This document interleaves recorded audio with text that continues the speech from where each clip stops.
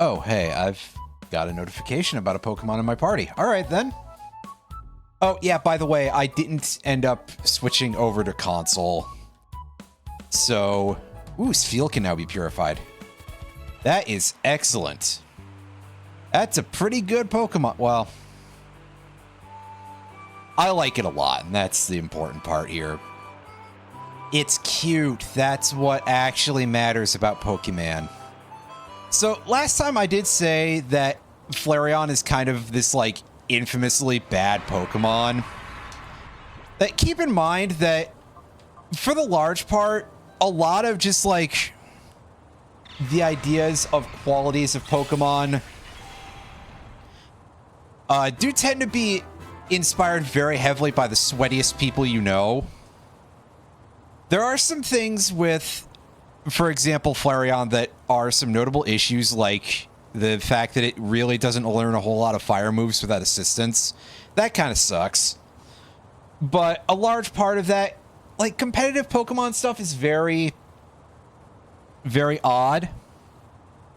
And I think it's also very interesting that the fan format and the official competitive Pokemon format that exists and has existed for quite a long time, in fact, because when did the first... It would have been Gen 3, right? But they're so different. Because, for example, with Smogon, you're playing singles 1v1 with pick 6, bring 6 at level 100. Unless you decide to not have level 100, which is very rare, especially nowadays. There used to be some like very off-the-wall strategies that would do stuff like that. Mostly to abuse glitches, which Pokemon Showdown, which is the official, as much as you can say official about any of this sort of thing, simulator program that is used by that website, is now trying to honor as many of those weird glitches as possible, or at least has been for several years. So when I say now, that is something, keep that in mind, that now is a continuum. But meanwhile, the official competitive Pokemon format that gets money from TPCI and everything like that is pick 6, bring 6, pick 4. I think I said the words the other way around before. And it's double battles. So it's 2v2 and also set at level 50 instead of level 100. It is drastically different and much faster of a play style usually.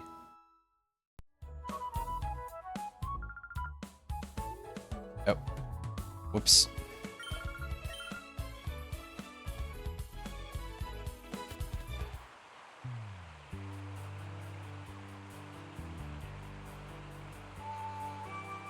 And yes, we should probably get back to the ruined laboratory or whatever it's called. I forget the exact... Oh, calm down. Houndour can be purified now already? All right. I'm actually okay with that. I'm pretty okay with having the 2 fire types in the party, at least for the time being, until I reach such a point where I really need to have a little bit more variety. I mean, what else do I have right now? Is I have Ledybug, which is a very unfortunate Pokemon, full stop. I've got Poochyena, which is not really good. If I was going to use a dark type, at that point, just use Houndour, Houndoom. There's Gulpin, which is also kind of crap. They really couldn't think of a better poison type to give us. Are you kidding me? And the grass type that we have there is kind of mediocre as well, because it's Cedo. I might be saying it's C dot. Yes, it is, but also I don't feel like saying it correctly. As a joke.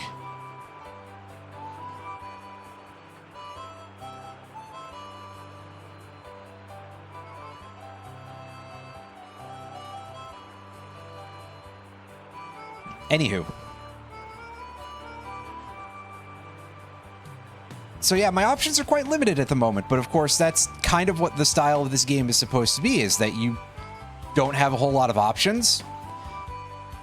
And you just have to go, okay, what do I do with this? And I actually really like that idea. I think it's neat. At least on paper. Yeah, okay, back to the Cypher Lab. Let's go and dig around in here and see if there's anything that is potentially of any value. Oh, hey, look at the Clown Brigade is still out here. Can we ransack their truck?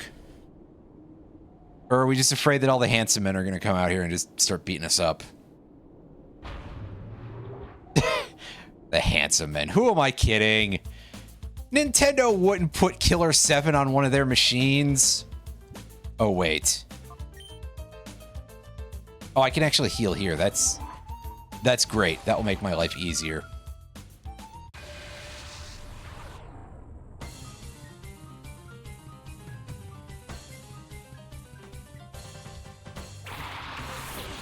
I actually really don't like this battle music, by the way,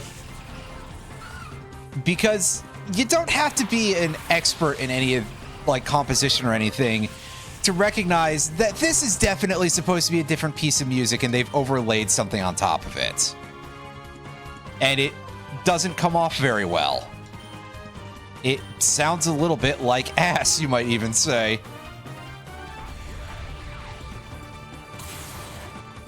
Now, Hound Hour is kind of nice because it gets that to start with. And Feint Attack isn't very strong, but it's alright.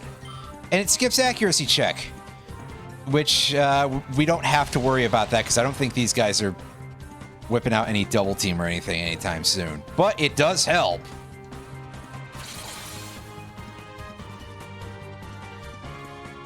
That we can just kind of go, okay, yeah, so forget about that accuracy check bullshit.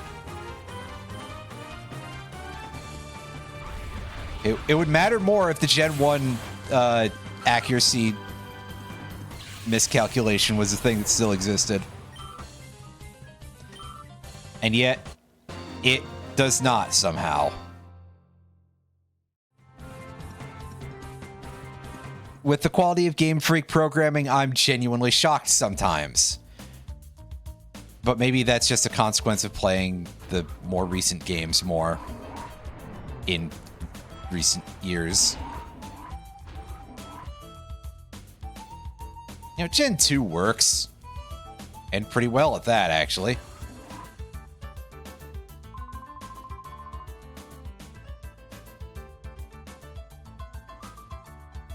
Grumble. XD001's failure is going to set our plans right off the rails. You guys cannot come up with good code names for these things, can you? It's like anytime Sony names a product except for their consoles, basically. Because they usually will just refer to things by, like, part numbers. And those are just kind of come up with at random.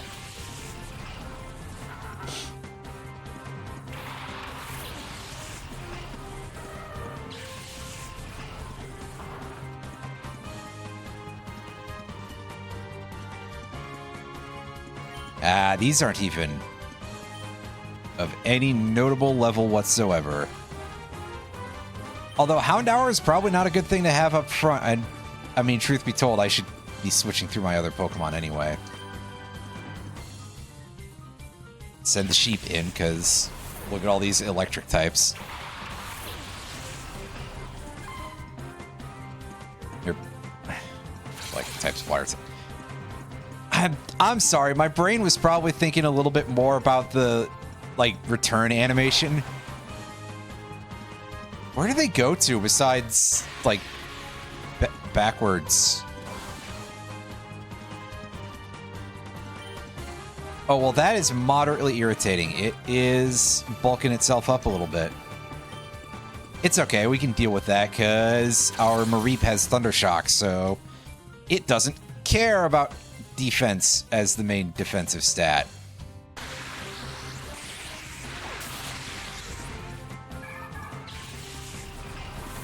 And thankfully, Clamperl is not bulking up its special defense. Oh, hey, look, a Zubat.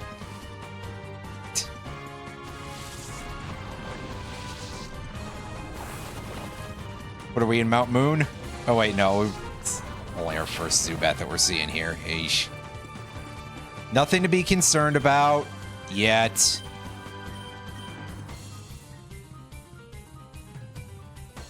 Although it is the fastest thing on this board, which is kind of sad.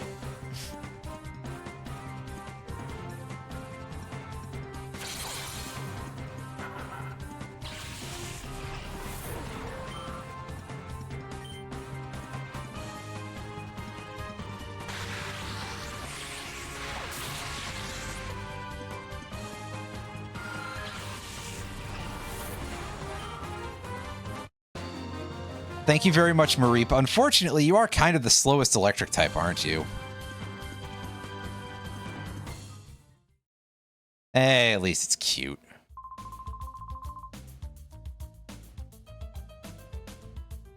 LOVRINA. Yeah, these names keep getting more and more ridiculous. Which is amazing to say that about LOVRINA when the entire general population of Orre, except for the Cypher admins, all basically just seem to have names that are the result of picking a bunch of Scrabble letters out of a bag.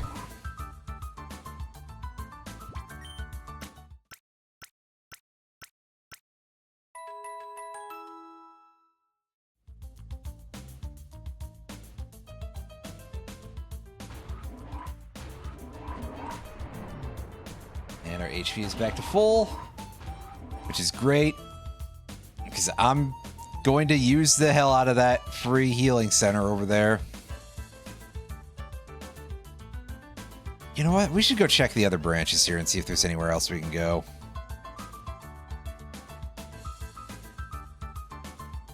Oh, it just doesn't open from that side.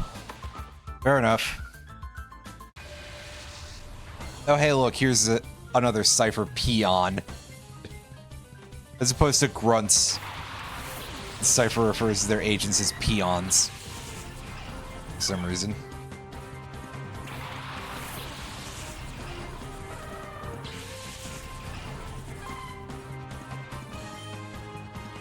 Tailo, I don't think is too strong.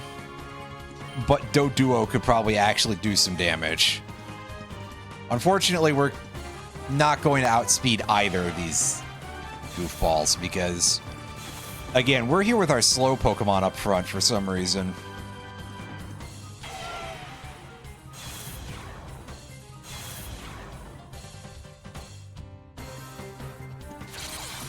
Well, you know what? At least Mareep is going to be able to do damage.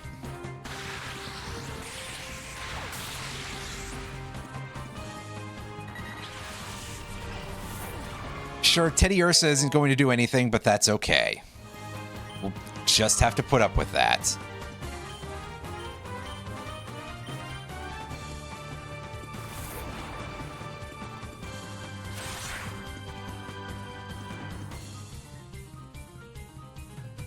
Well, it didn't growl, so we might actually... Yeah. Our sheep didn't even have to attack.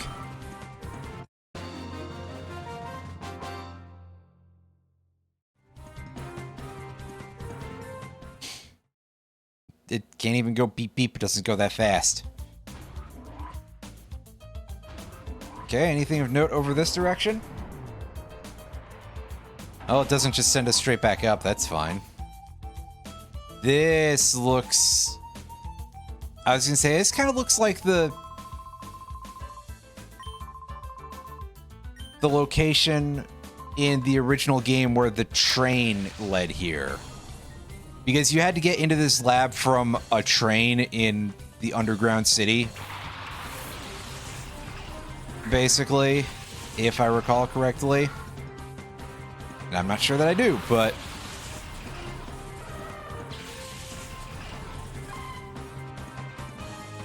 We've got some Pokemon here that are not really great choices for Mareep to try to deal with because neither of these are water type. Which is bizarre for early series fossils. Oh, you jerk. Yeah, Lileep is a rock grass type, despite it having a very aquatic look to it, and a Norith, which is based on an aquatic animal, is a rock bug type, which is a bit of an odd combination, really.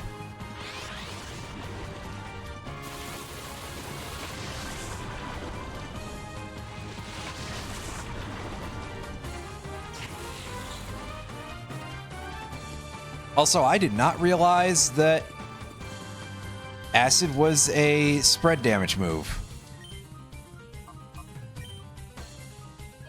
Alright, here, Mareep, snap out of that. Bull crap.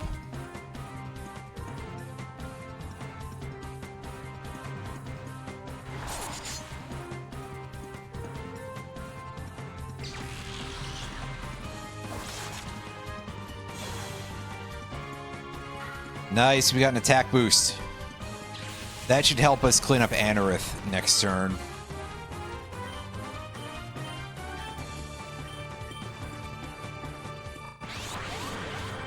I mean, unfortunately, it's using Harden, so not as much as I thought, but hey. Harden. Never mind, we got through it in one. Excellent. Teddiursa is pretty good. It's got some decent power behind it.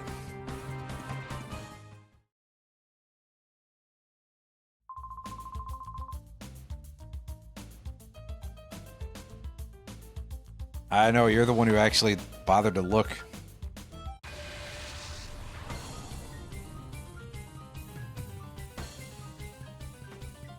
Alright. What are we dealing with here? A very tall-looking Swinub. Actually, I'm pretty sure most of the models later in the game made that thing significantly flatter to the ground.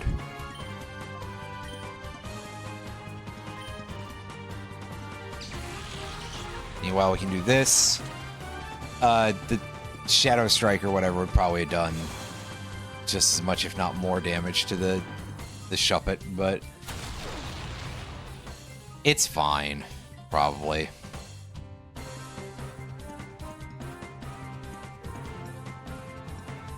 Oh yeah, that's not going to do you a whole hell of a lot of good. Knockoff in this era is not strong.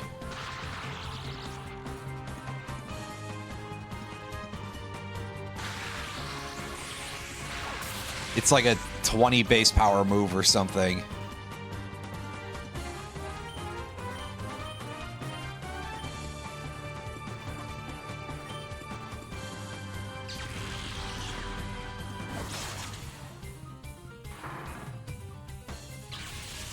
Anyway, Swinub has been removed, and...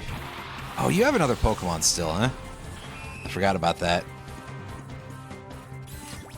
Oh, yeah, because it's a Shadow Pokemon.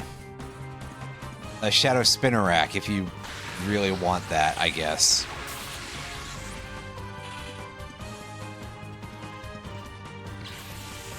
Well, I think I implied that I was going to try to catch all of these, so I may as well make an attempt here.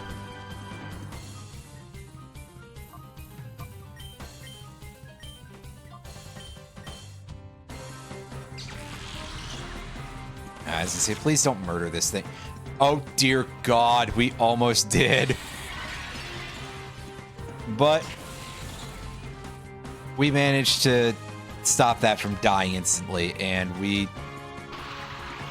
can toss out a Thunder Wave to make this thing real easy to catch, hopefully. Except, I'm sure, for all the ways in which it will try to sneak its way out of the Pokeball. Somehow.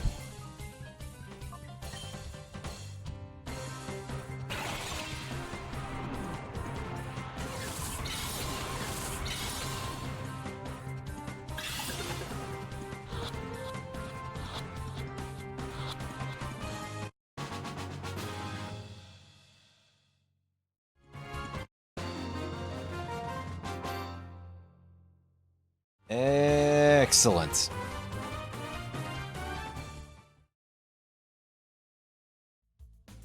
Yeah, you get out of here, nerd. Now with that, I'll be right back, everybody.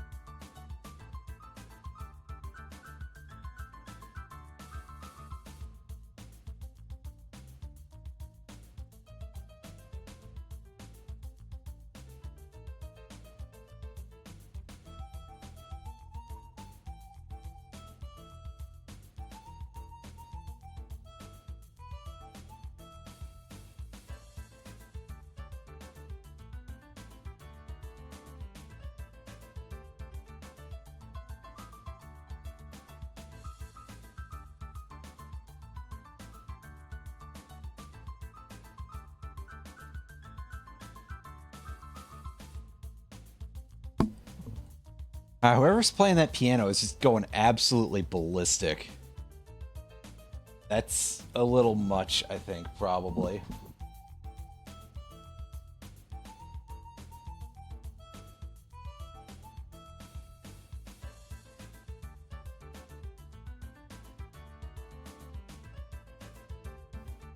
Anyway, let's get back to it.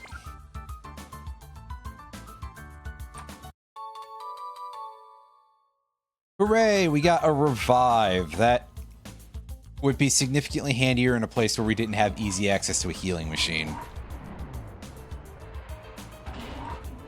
You better believe I'm willing to stretch this journey out more. You kidding me? Let's switch Baltoy up to the front there. I'm not really super attached to Baltoy, though. Mareep, however, that's actually good eating. That's... We're not going to eat the sheep, don't worry. That would be rude. And probably kind of fucked up. Oh.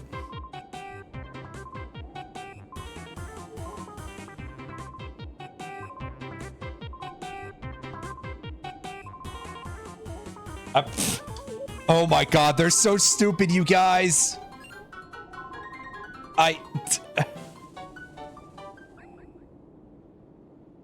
They're so goddamn dumb.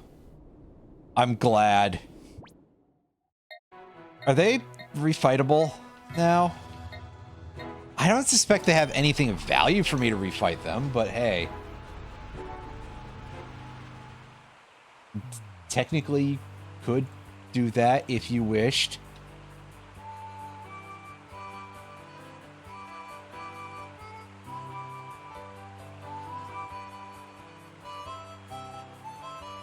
But we're gonna go and heal. Well, first we're going to we're going to on Kingdom Hearts Mareep, so where we can have another party member who functions normally.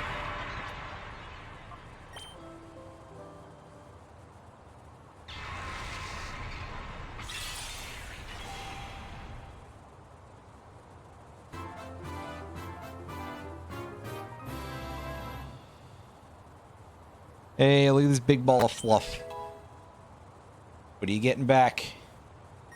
Body slam. That's a hell of a move to get back. And heel bell. That's an interesting move that this fella doesn't usually get, I don't think. Oh, and evolving already. Wow. Off to a flying start with this one. Eesh.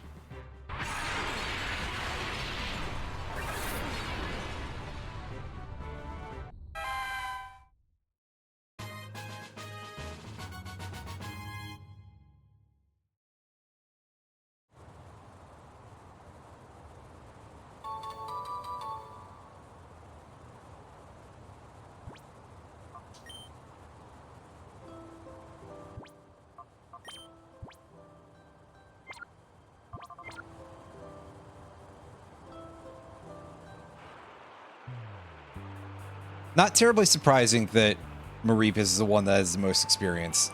Who's now Fluffy. Because, well,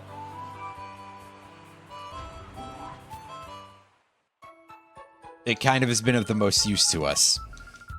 So.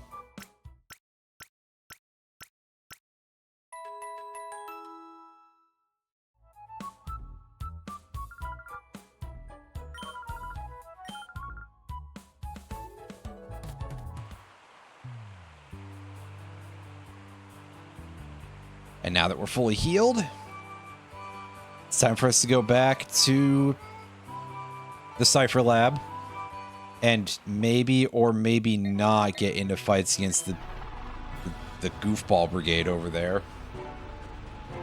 Surely they wouldn't have more Shadow Pokemon for us, but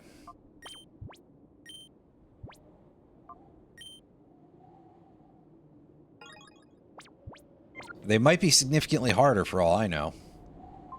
Guess we can find out.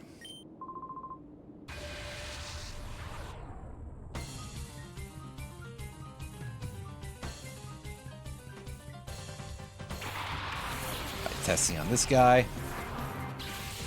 And he's got Slugma. Oh, jeez. Buddy, that's not a good Pokemon.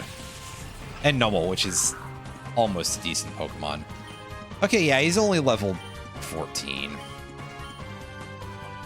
That's fine. Meanwhile, Baltoy doesn't get shit for moves here. Psybeam is alright. Mud Slap, though? Are you kidding me?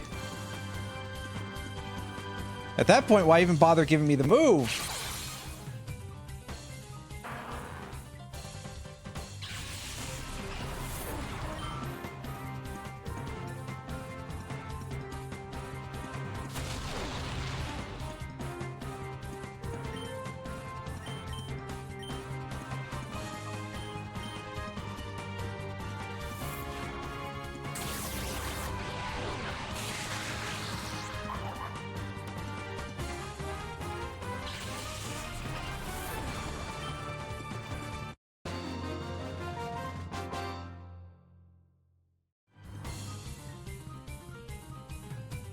You know what, let's go fight the purple guy again real quick, too, to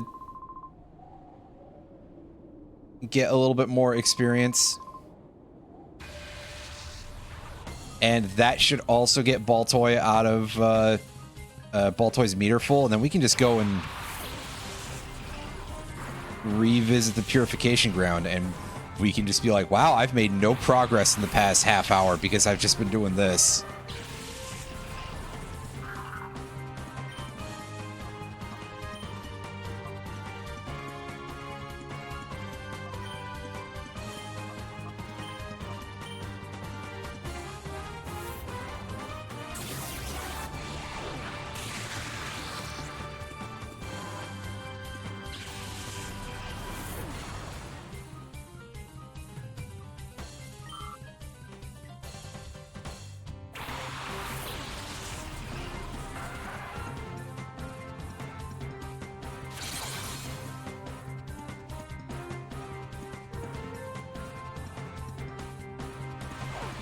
throws out a Tentacruel, or Tentacool, rather. The one that's not that evolved. Oh, rude.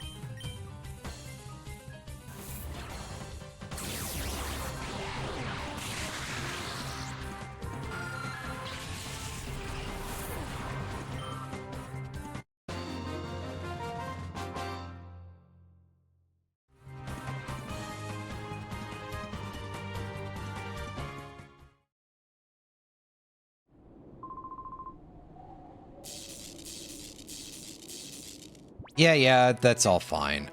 Let's just go ahead and go on back to Agate Village. I mean, we can heal inside of the building, but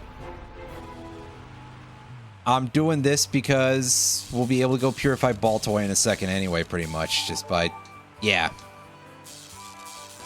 We even got the notification well before we got to the Pokemon Center.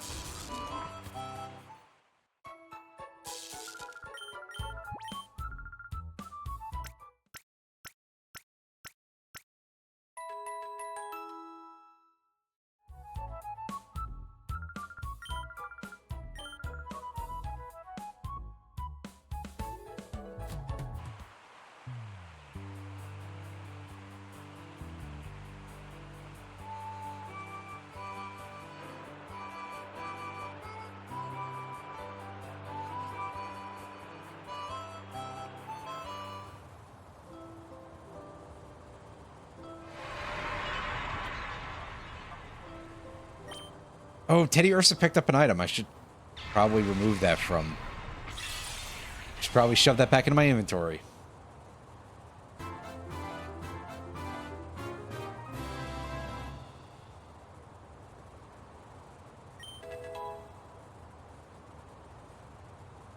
Gained Rock Tomb.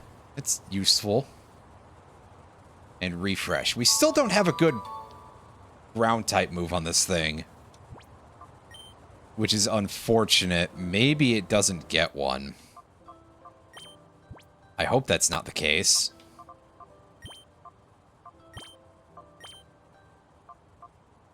Super Potion, that's kind of useful. Not the most or anything, but hey.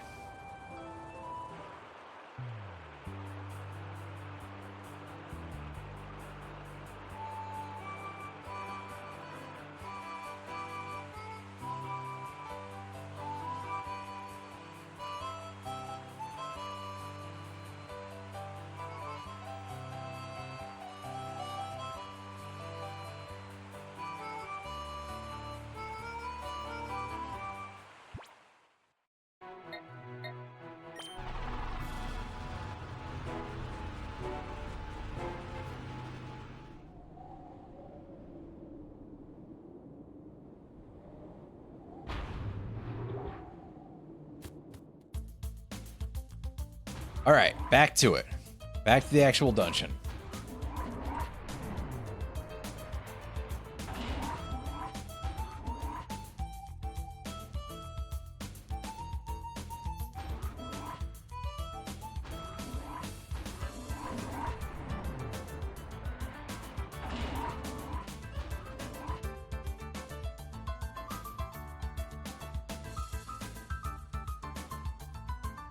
Okay, yeah, we already got that. I wasn't quite sure.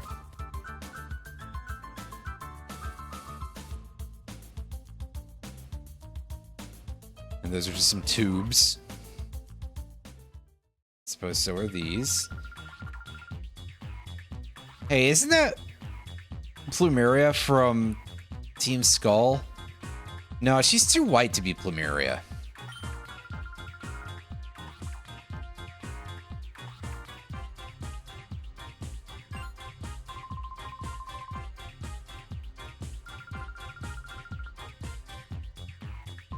Yeah, what did you think was going to happen there?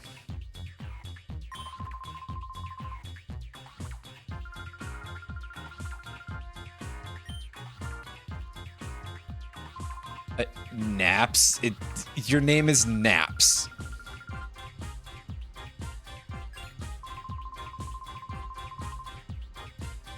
Okay, listen, I know the names in this game are absolutely fucking ridiculous, but that's a bit of a stretch, isn't it?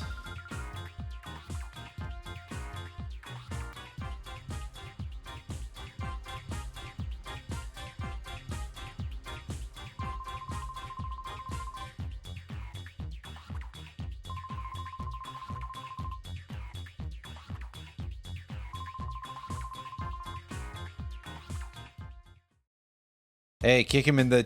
Oh. Oh, we don't get to hear the rest of this conversation, so I guess they don't actually talk, do they?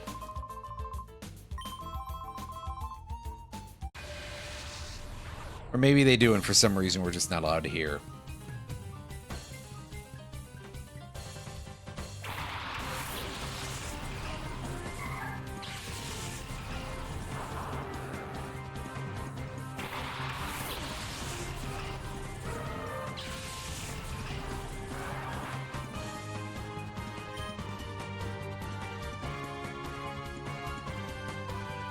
So we're not really looking at a terribly impressive set of 2 Pokemon here. Instead, let's have Teddy Ursa's return on Voltorb and bite the Ralts.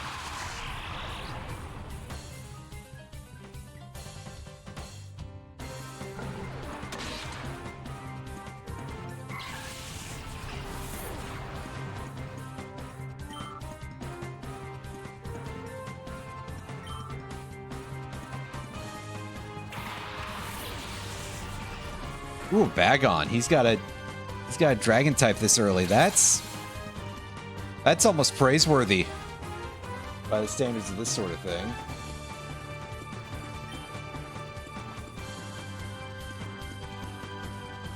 Oh. Oh, how'd I end up down there? Probably because I was pulling out the control stick because I fidget with those a lot. It's not necessarily the best idea I've ever had.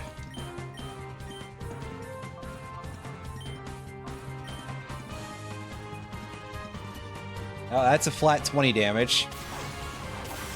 That kind of sucks this early on still. It's just like when you encounter it at Lieutenant Surge's gym. It's maybe a little less.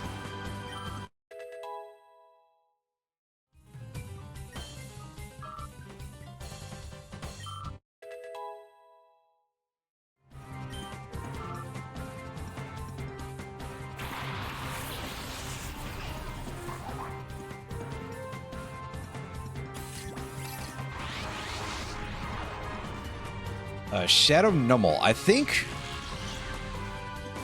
there was a Shadow Numel in the other game too, wasn't there? No, I don't think there was, actually. I'm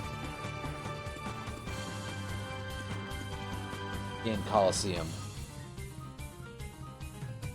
The only other game where this mechanic existed.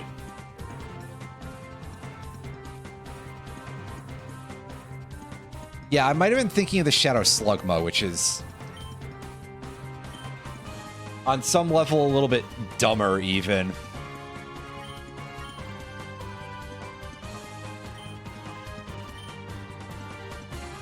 In terms of just like, hey, you know this thing that...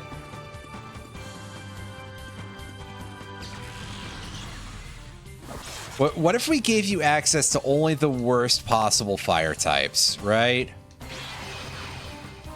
Meanwhile, this game at least has got a couple of decent ones. Or at least one decent one so far. Ow. Well, that's going to weaken return a little bit. Unfortunate.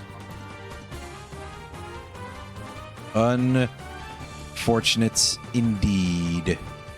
Sfeel, do you have an ice type move that could help us with that drag? Yeah, you've got Aurora Beam. Excellent. That should allow you to just immediately remove Bagon. Bacon. Bacon? Wait, no, sorry. And we'll try using Ember on this thing instead. Oh, that's significantly less damage. Which, to be fair, is probably about what I expected, but it has more to do with the fact that I couldn't remember what offense stat it, or defense stat it had any of.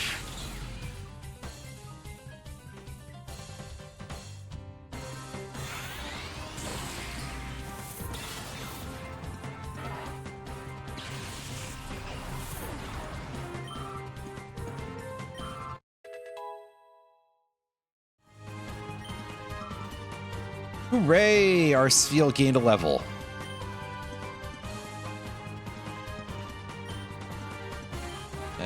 Charm? Let's try and knock down some of its attack power. Just in case. As it stands, though, I think we should be able to capture this thing. Just probably couldn't hurt to keep knocking its stats down. Just in case we get unlucky. I believe Numel is part ground type, so we couldn't Thunder Wave it even if we were thinking of doing that. So for now, just go for it. Yeah, it's fire ground. I wasn't sure if it waited until it evolved to gain that or not. Unlike the slug snail, which gains the rock type upon evolving, making Magcargo incredibly badly. Badly, pardon me. Wrong tense, just incredibly bad, that's all.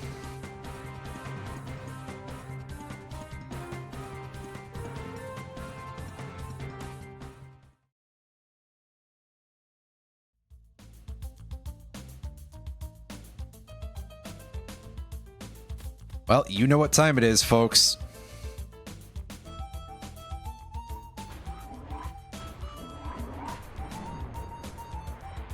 Time for us to go back, heal, and continue to ignore that PC because, yeah, we're not doing anything with that. Come on.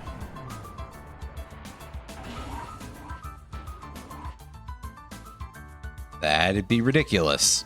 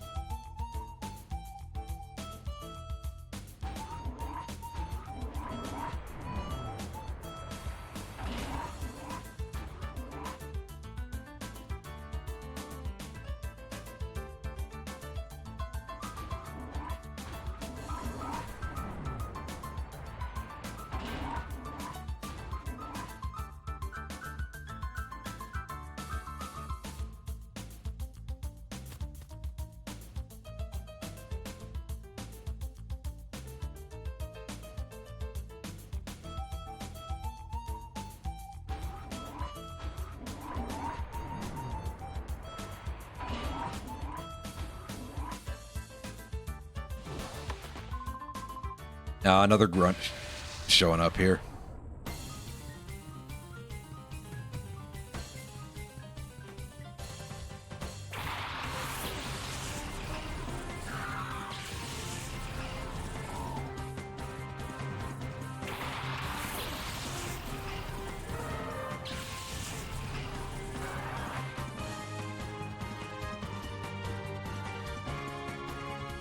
Oh, yep. Got the water types here. This isn't really the best place to have Flareon out, but... Well, one of them's an ice type, not a water type. What am I thinking? Listen, ice and water are kind of the same thing. It's just a matter of, well, what temperature they are.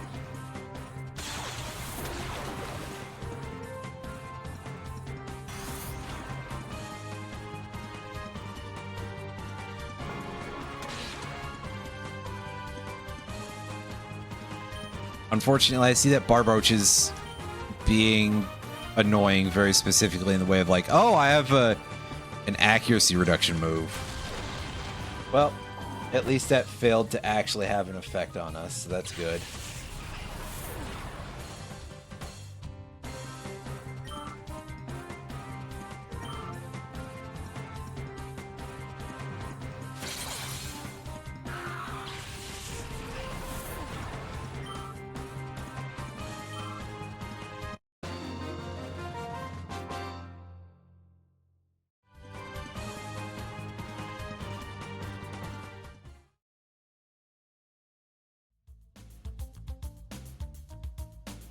I don't remember which of those two elevators we ended up using in order to get here, but I'm sure it can't be super hard to find out.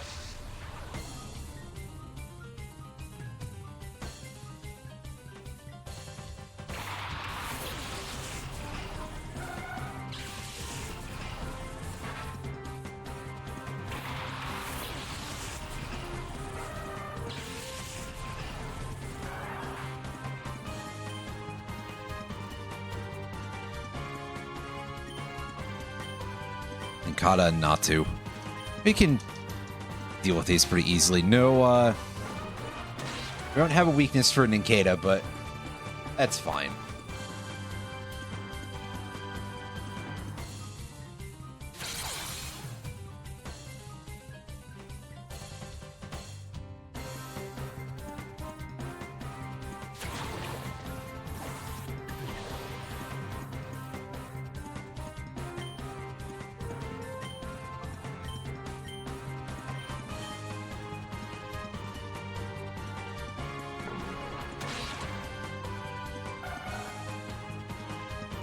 Well, it's probably fine anyway.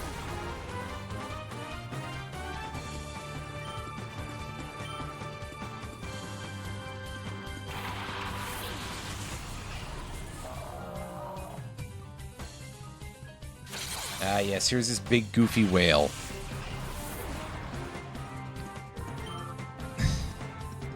This thing looks incredibly silly. At least in my opinion. You don't even have to agree with me. Just rebounds like a big rubber ball. Oh, not even a rubber ball. Just a big inflatable beach ball whale thing.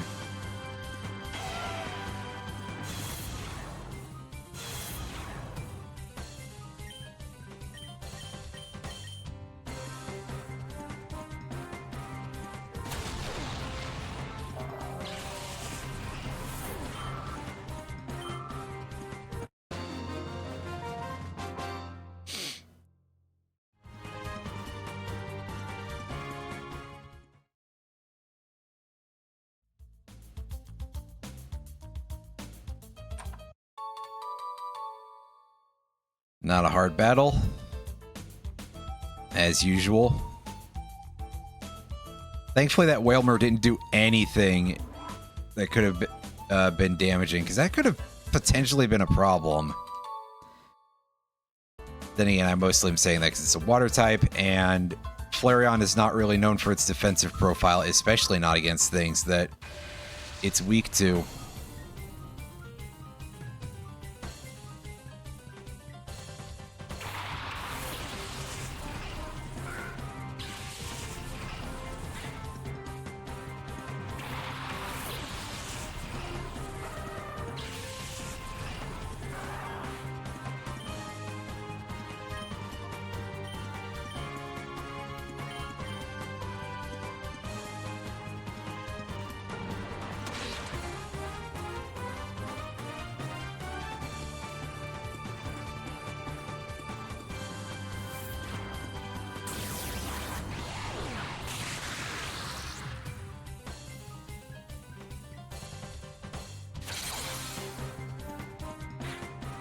Yay, we got rid of the Lotad in one hit. Not because I'm worried that Lotad would have any actual moves, but more because otherwise it might be a pain in the butt, because water grass is a surprisingly problematic type to deal with.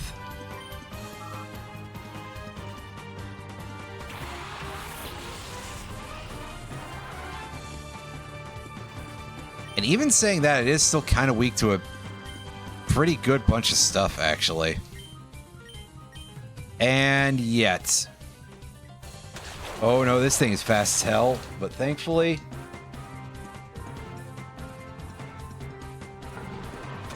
it's not targeting my fire type.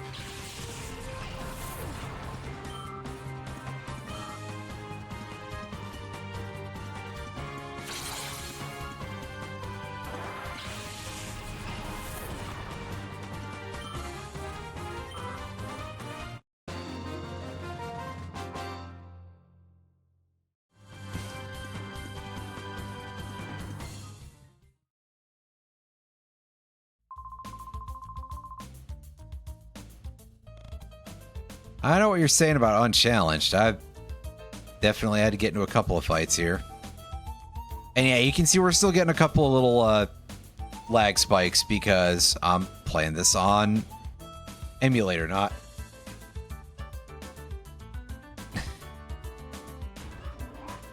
this location do, in fact, be looking a little bit like budget Shadow Moses.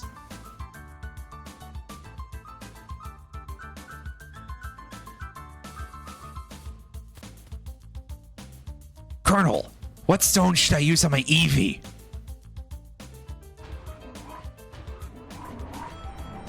Snake, I don't know what the fuck you're talking about.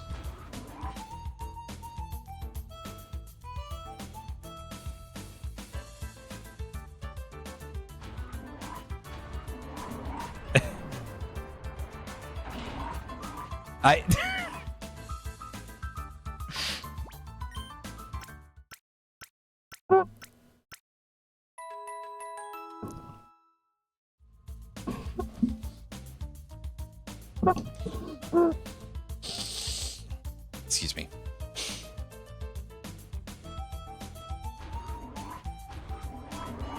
Otacon, what stone should I use on my Eevee? Snake, there's...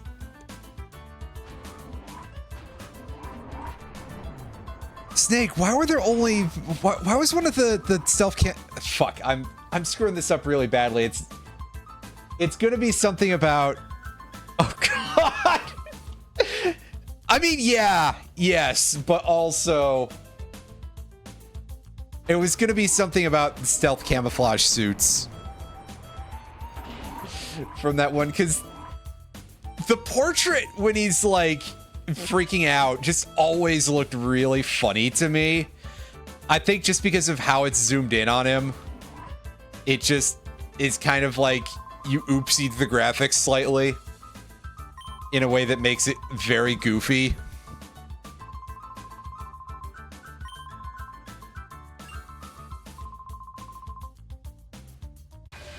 I'm not a Pokemon. I know I got like a weird arm or something, but now we're fighting against El Rock. El Rock, look inside, flying type.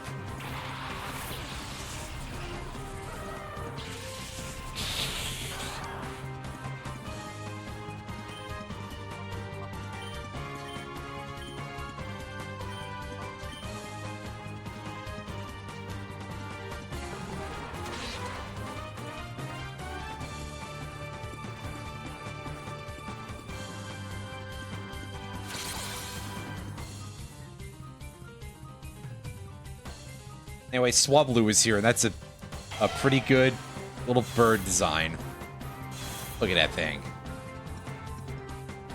Yay, why not flinched? Yes, good, good, good, good, good. That means that we can kill it for free. I'm so glad I don't have to, like, worry about that.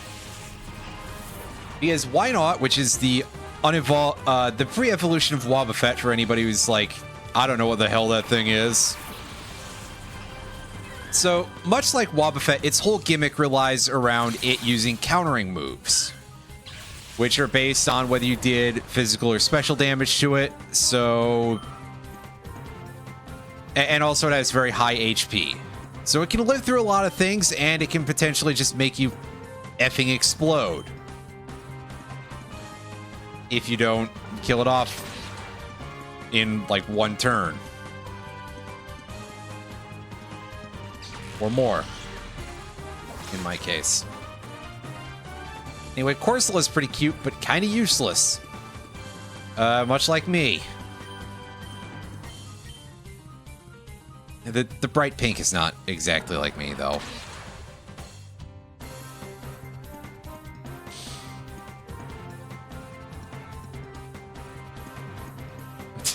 Two flinches in a row. Actually, that's 3 flinches in a row, really, for Flareon. What the fuck is this thing doing? It's upset that I was talking bad about it before. Nobody's saying this. Hi, Roundy. How's it going?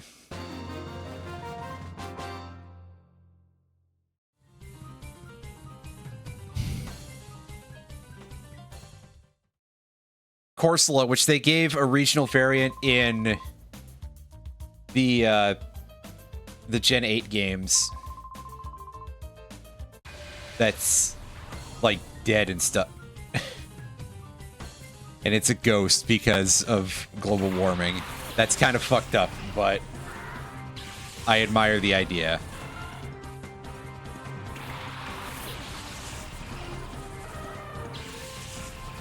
And this guy's got a big bug that evolves at level 10, so you know that thing is scaling super well. And also this rather goofy looking bird.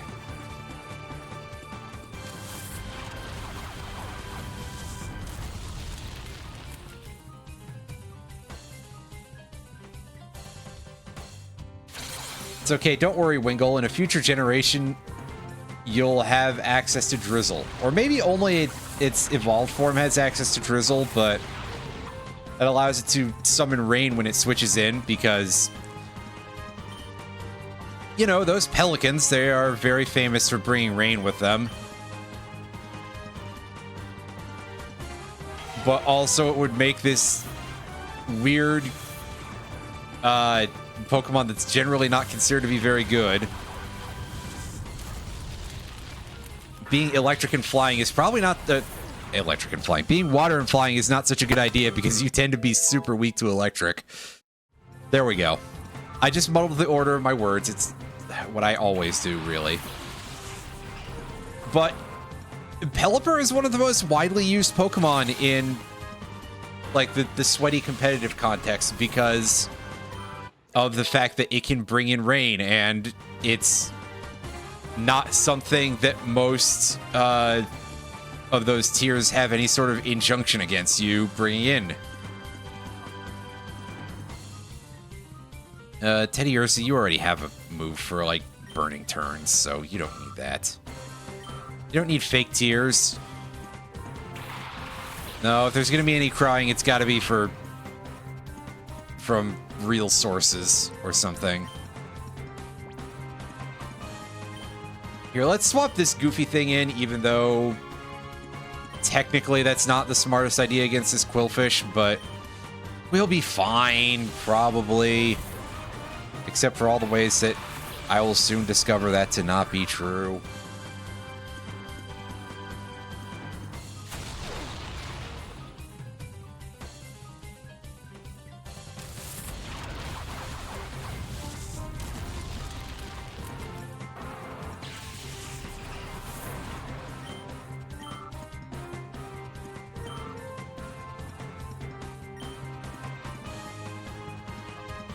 Actually, we're pretty low level. This thing probably doesn't have Surf or anything like that.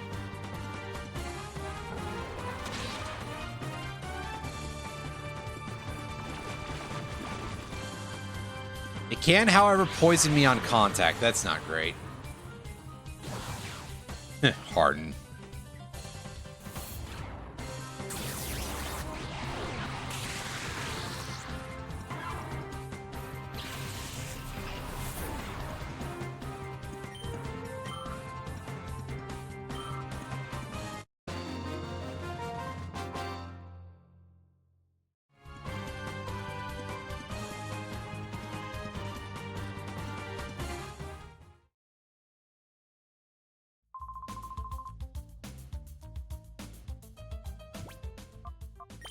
We have an antidote. Okay, yeah, I've got just a small pile of random healing items that I picked up at some point. And Teddy Ursa, you got... Well, that's a funny thing for me to get. Right after I used an antidote. Well, I guess now I know for the future that I have one. As if I'll remember in the future. We get ourselves a great ball.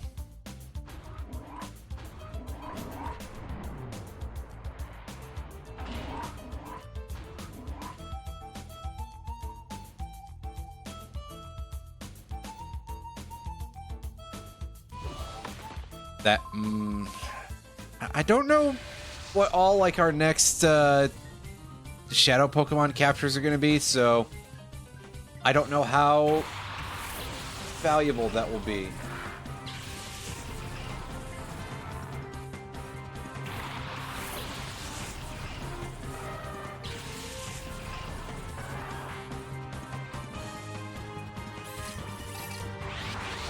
Oh, well, here's one right now. We got Carvana. Oh, I gotta be careful about that thing. Because it would be quite easy for me to just accidentally kill it. But we'll have Flaffy come in for reasons of Thunder Waving it.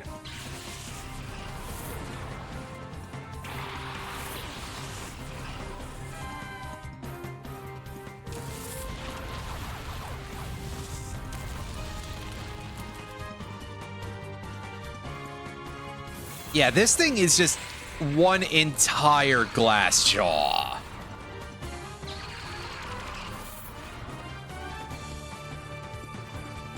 So...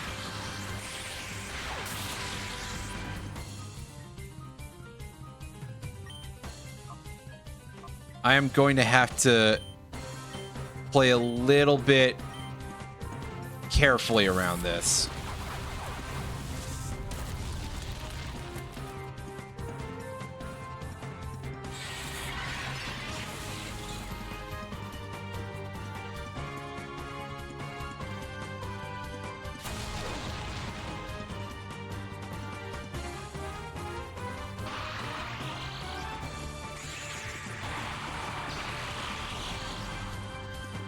Basically, the exact opposite of playing this fast and loose, you know.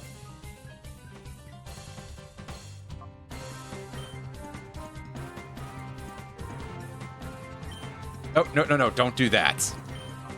See, I just almost caused myself some serious misery.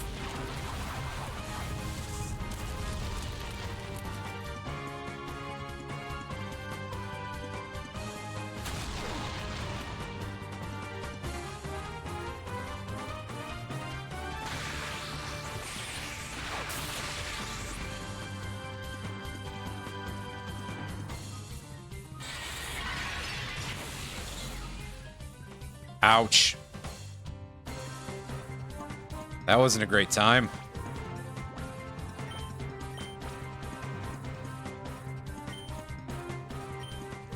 Ouch.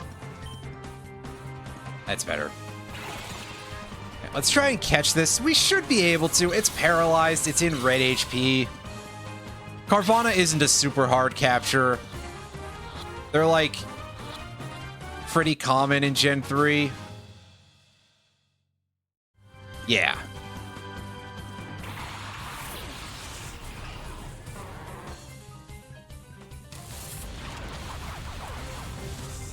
Pretty interesting Pokemon overall. Huge glass cannon. I think I'm probably going to stick to Spheal, however. Unless I decide to change my mind at some point.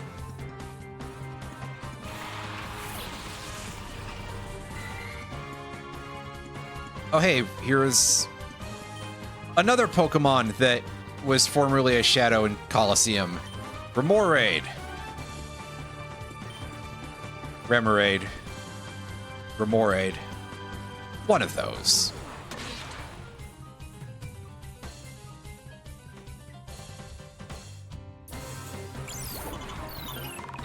it evolves into an octopus, which is one of those things that bothers a lot of people for some reason. Why is that move called that? Anyway.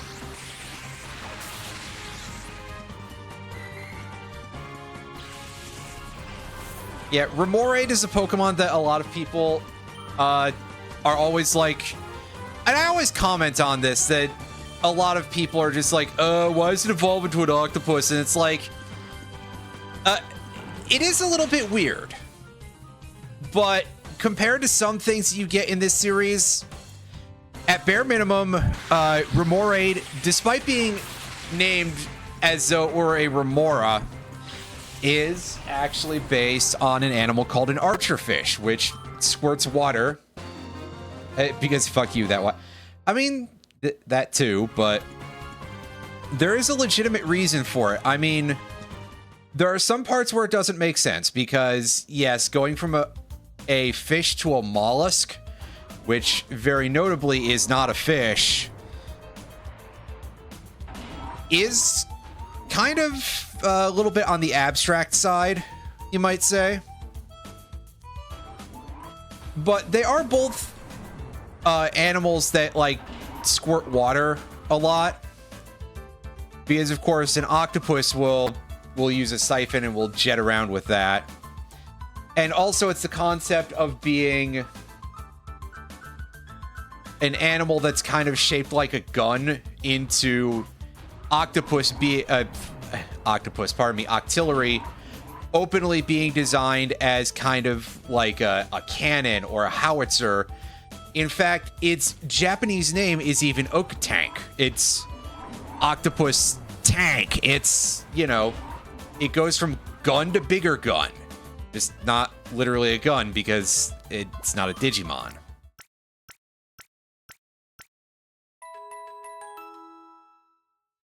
I mean, yeah, okay, it is kind of weird, but also this is in the same generation where Flaffy evolves into Ampharos. And I don't see the amount of people talk shit about that as I see happening with Remoraid and Octillery. Meanwhile, on some level, it is kind of still, like, very silly. I mean, there's more shared design elements, I suppose, between Mareep and Flaffy versus Ampharos. But also, I think that's just because people actually, like, really like Ampharos. And I don't blame them for liking Ampharos because it's pretty cool.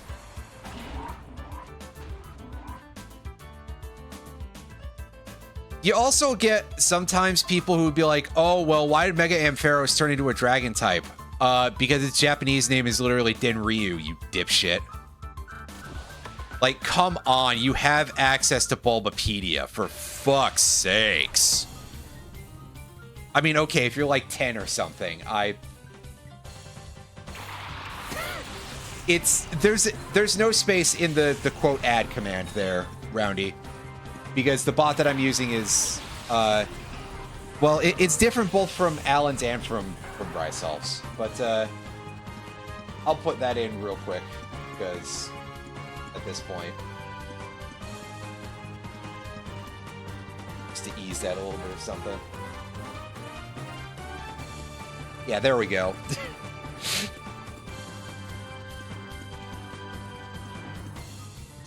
He loves to make fun of me because it sounds like I say awful things all the time.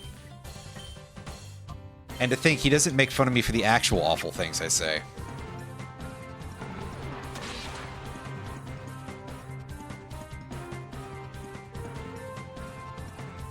Chimecho, a Pokemon that recently got a Mega Evolution in Legends ZA. Which is still a game that I don't have and haven't played yet. Unsurprisingly. 2 follows from 1, I guess. I was gonna get around to making fun of its name in a second. Don't worry. Don't worry, that was still on the agenda.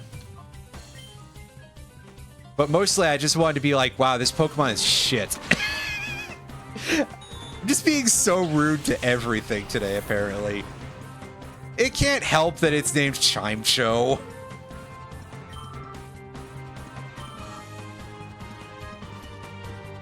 Or the fact that you find it in Ruby and Sapphire in, like, one place at a 1% chance or something. And it's just aggressively underwhelming. I mean, I'm pretty sure Dunsparce over there is a significantly better Pokemon, and it has that sort of issue in Gold and Silver. It also at least has the opportunity to appear from swarming. Unlike Chimecho, which is still like 5% at most or something, and in fact probably significantly less than that, on like one screen of the Mount Pyre, I think it was called. It's the Graveyard Mountain. It's basically the Pokemon Tower, but also a mountain. You'll play Z to A when Switch 2 emulation is viable and Nintendo's layers aren't on the scent anymore. So when you're 60, you might be lowballing that a little bit, Mr. Wheel. But also, yeah, that's kind of a mood. I've given some consideration to picking up a copy of the Switch 1 version. I wouldn't be buying it from... I'd be buying it from, like, a private seller. So I'd be buying a used copy or possibly somebody on eBay who's selling a new sealed one, because at least then I can be like, yeah, okay, Nintendo did still get money from it, but it wasn't my money. So I can pretend that I'm still sort of, like, in the clear in that regard. Even though, let's be honest here. On the other hand, I'm not sure what reason there is to do that, because it sounds like it's a bit of a mess in gameplay-wise. I mean, granted, I did also buy Prime 4. I bought Metroid Prime 4 recently. And I've heard that's kind of a mess, but I at least can pretend that I am using this as like a research thing, because I have a thing that I'm writing about Metroid games and their use of dialogue, and apparently Metroid Prime 4 has quite a bit of that. So, you know, we're just going to pretend that that's the case here.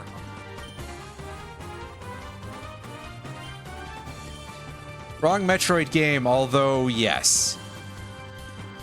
The baby! Wait.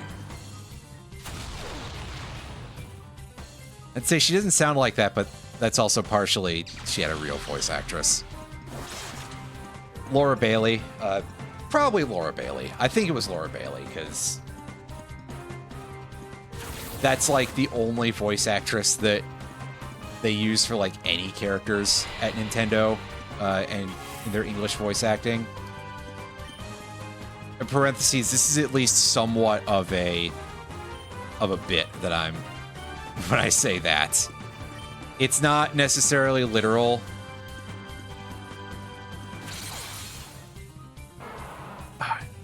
Laura Bailey. Jennifer Hale is the one I was actually thinking of. Laura Bailey is someone else. Obviously. Laura Bailey was the voice of Kaine in Nier. I believe is how her name is pronounced. But I still haven't played original Nier yet. I will get to it one day. Either that or I'll just keep forgetting for, like, ever. But that would be completely the norm for me.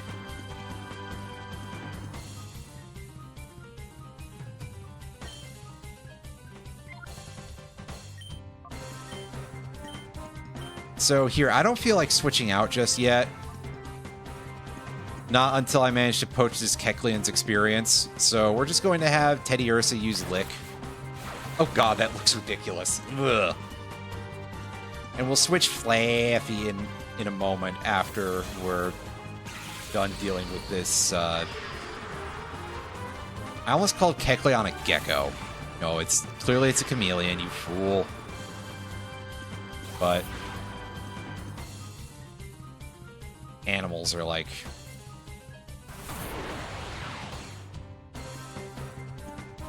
Often similar to each other.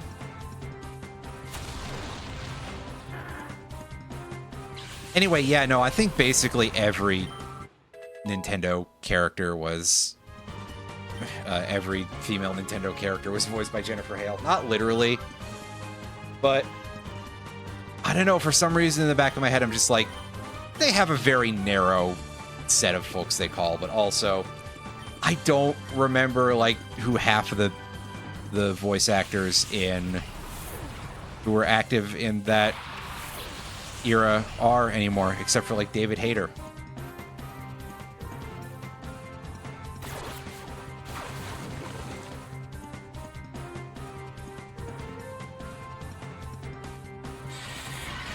And Greg Eagles, but it wouldn't be Greg Eagles. It wouldn't be David Hayter either. Anywho, thank you very much, Shroomish, for getting yourself paralyzed. That makes my life slightly easier.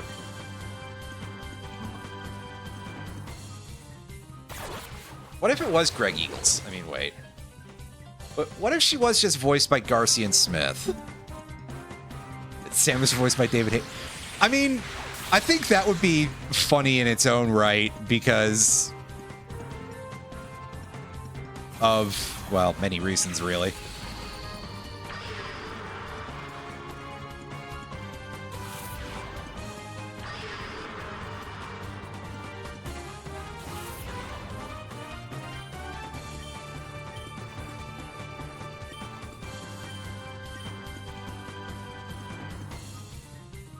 As she just starts mistakenly calling Adam Colonel.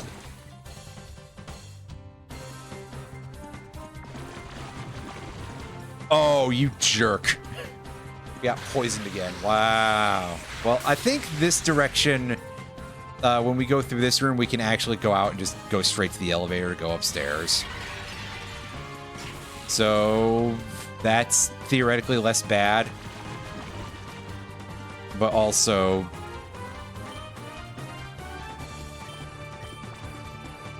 that doesn't particularly make me happy anyway.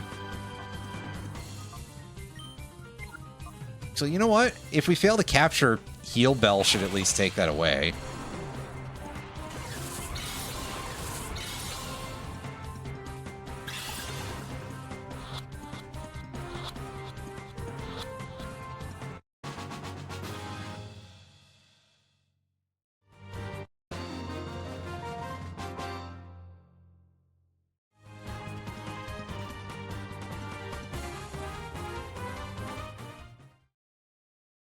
It's okay, don't worry, folks. I don't know any voice actors from nowadays either.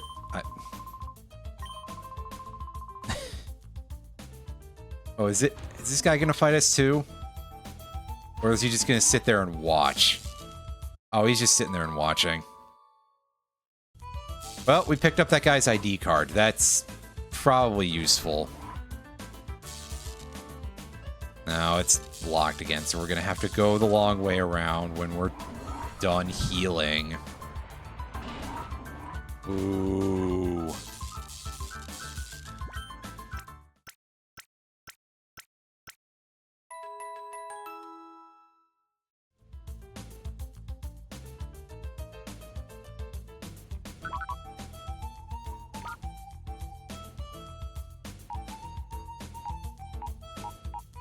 Oh, hey, Carvana has a set of black glasses.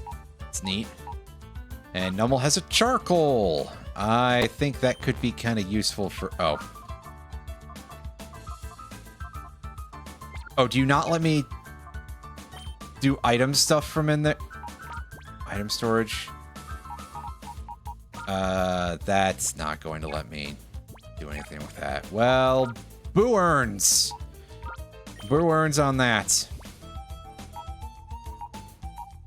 Here, you know what? Baltoy, you get to sit in the box for like a minute or two while I do this. That's right, you're the least impressive member of the party by far, Baltoy.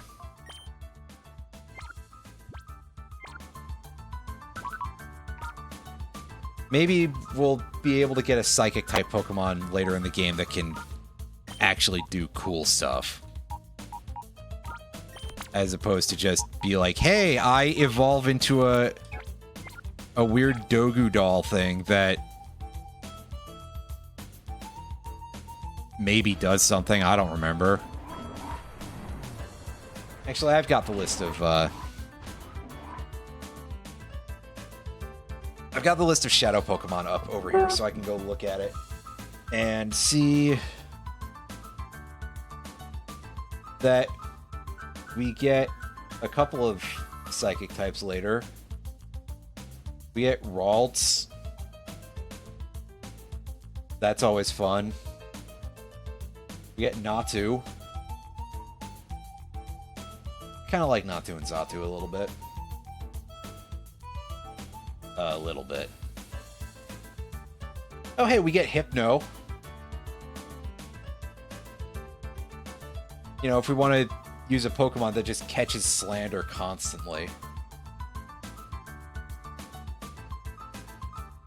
Which, I mean, Hypno is pretty usable, so it's not necessarily a terrible choice. Oh yeah, there's Solrock, I think Lunatone elsewhere. Starmie.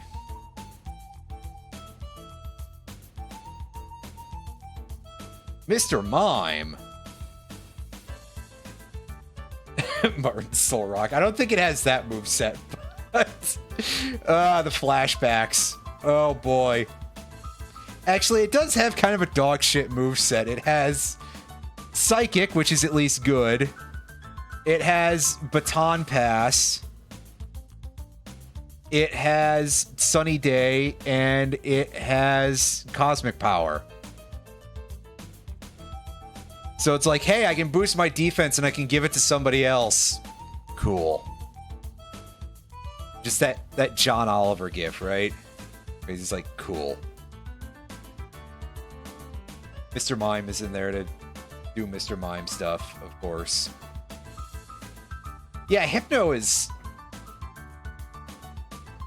remarkably decent as a Pokemon, and yeah, it is kind of like...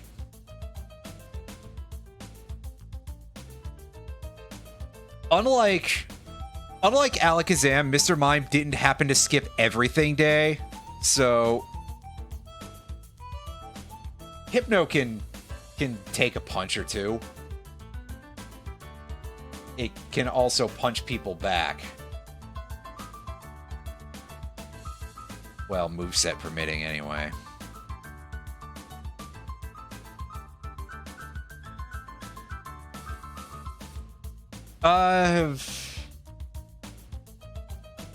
Baltoy and into Claydol is kind of an option. It is also a ground type, and it has the... Okay, it does have Levitate as an ability. That's kind of good. Sleeper Hole. I like that, actually. I think Hypno can get Submission. Can we just have, like, a Pokemon Wrestling League, and one of them is Hypno?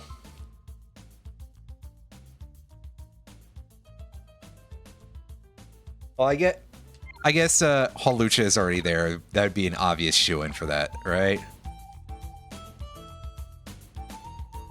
Anyway, like I was saying, Claydol is kind of an option. I just think it takes forever to evolve, too, and its moves are probably going to be not amazing.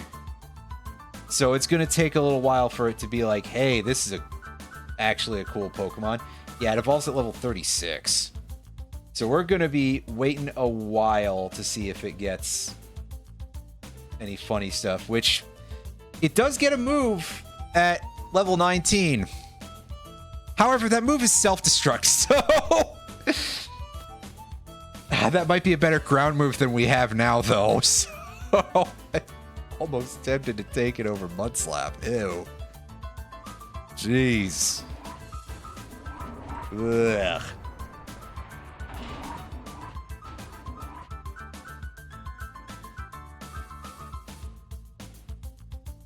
Oh yeah, they added a few extra tracks worth of piano onto the music in this game, and it goes nuts.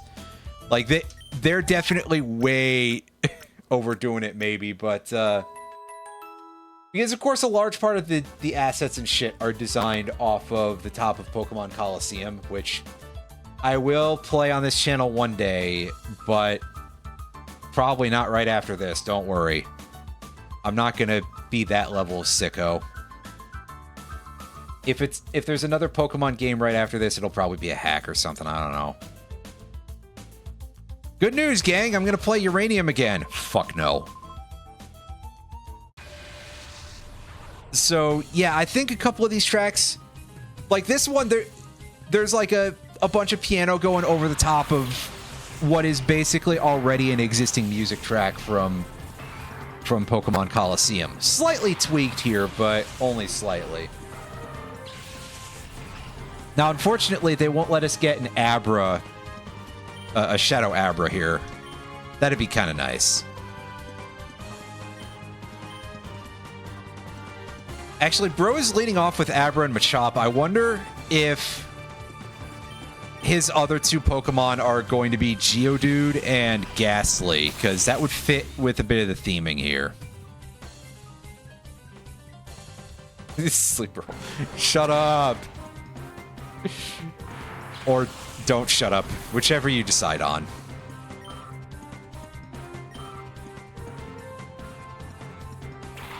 Oh, somehow no. Missed opportunity, I guess, but whatever.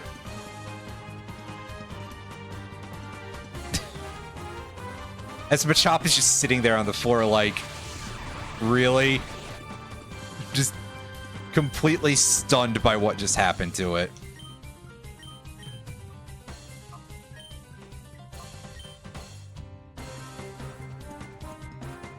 Anyway, we're out of Gen 1, so Focus Energy actually works. We might want to remove that real quick.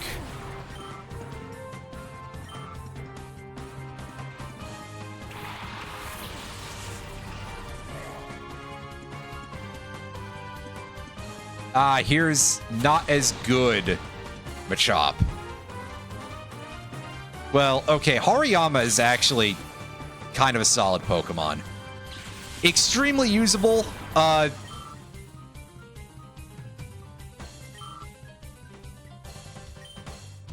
Just kind of good. I'm not the biggest fan of the design, but it's all right. I like it more than Makuhita.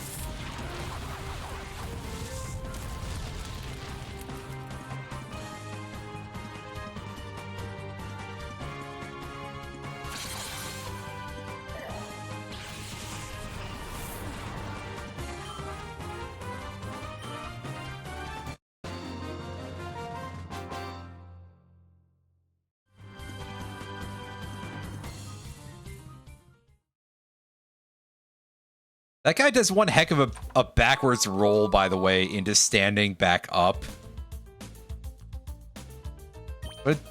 What a gleefully over-the-top animation.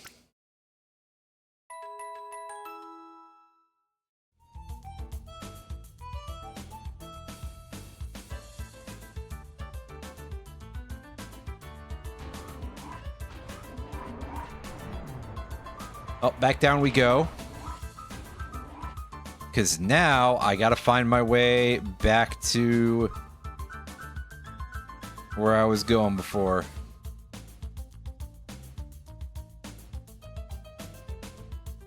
And you'd better believe I do not internalize a damn thing about dungeons and Pokemon games.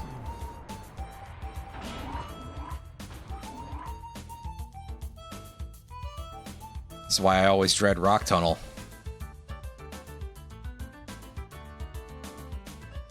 One of these millennia, I'll like memorize the path through Rock Tunnel.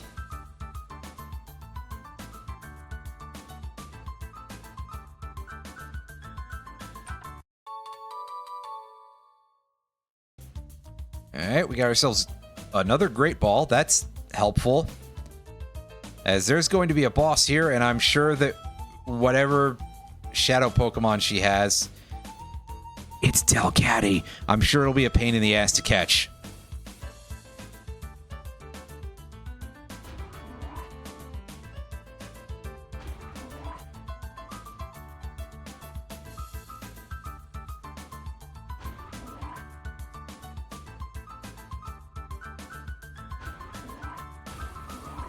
Oh, right, I forgot that was locked. So, not so much anymore. That's great. In fact, you might even go so far as to call it good. Or something.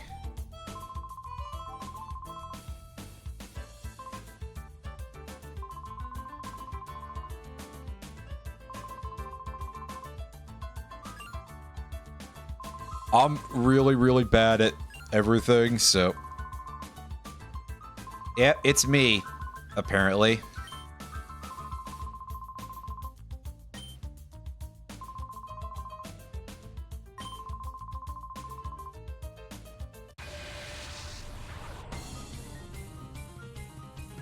Alright, let's make him take a dirt nap.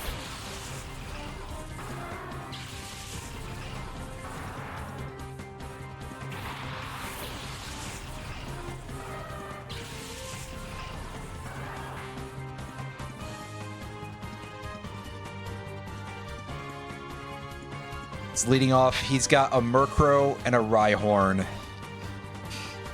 Oh, that's not exactly the most... Oh god, I gotta sneeze. Ugh. Oh. You battle naps you. That's fair. Let's switch Feel in, because... a water type against Rhyhorn, that should do pretty good. That should just completely melt this thing.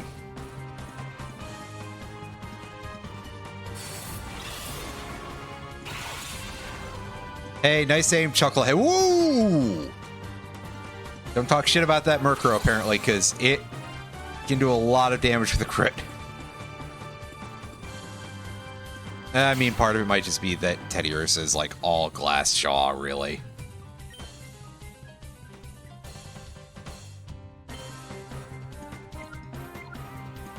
Actually, I got some super potions. Let's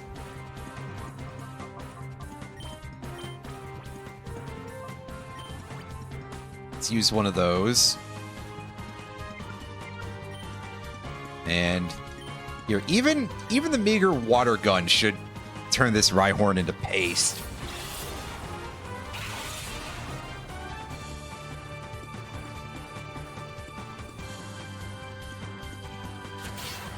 It's just unfortunate that Spheal is not exactly fast.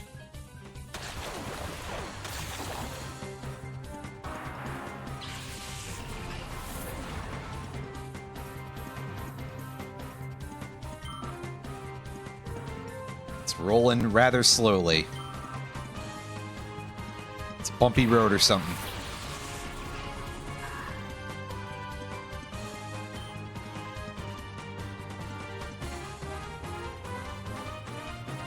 Now to follow us up, we've got a Slackoth.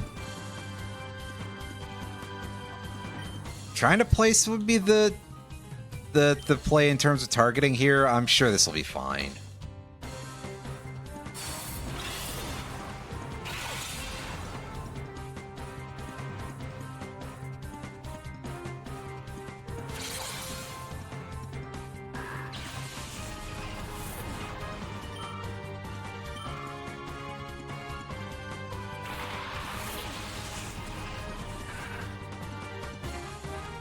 Ooh, that's a Pokemon I wouldn't mind having a Shadow version. Actually, never mind. Beldum is tied for the worst capture rate in the game with, like, box legendaries for some reason. So, disregard what I just said. Actually, having to deal with a Shadow Beldum would suck eggs.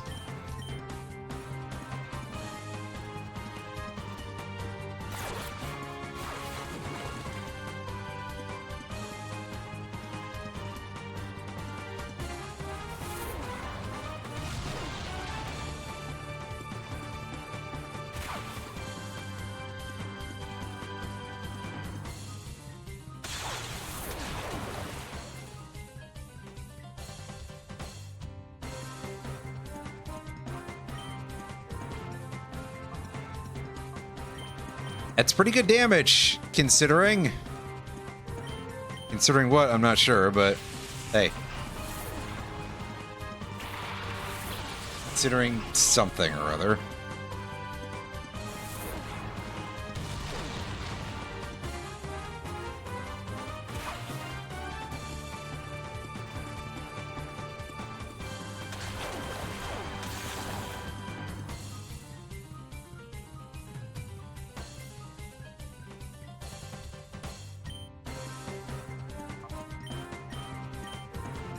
Okay, now Houndour should probably... Yeah, I was going to say Houndour should be going fast. This is a...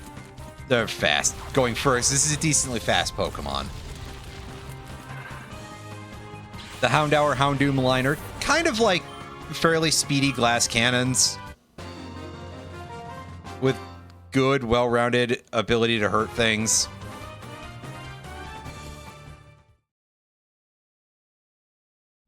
As happens sometimes.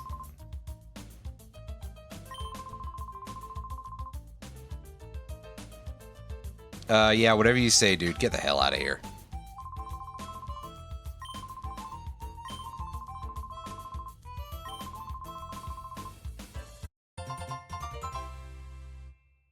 Hooray!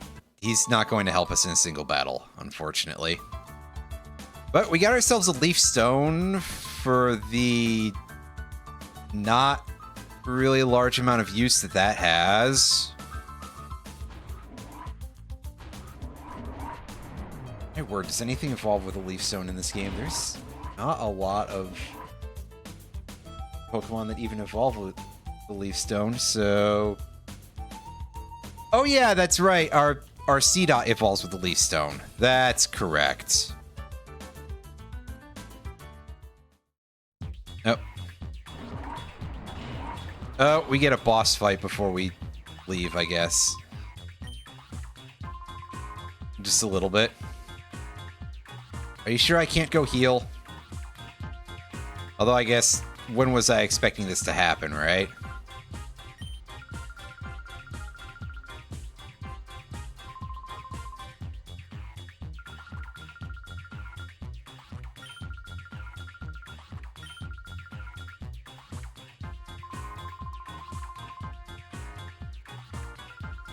Yeah, I mean, come on, are you... Wow, the villains in a Pokemon game being buffoons? Who could imagine? Yes, yes, you need to ask Ansem over here for advice on how to open up Kingdom Hearts or something.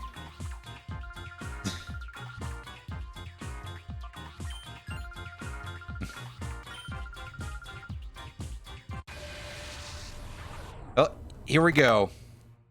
Our first Cypher admin boss. So, and she's got interesting choice of Pokemon here. Starting off with Beautifly and Love Disc. Those aren't really Pokemon that are well known for doing stuff. Like, at all, so... It's mostly just the fact that Teddy Ursa is already wounded that these winners might have a chance at doing much this set of turns. And Gust is area damage, so... At least I think it is? No, it's not. I thought it was for some reason. Probably because it just seems like it should be.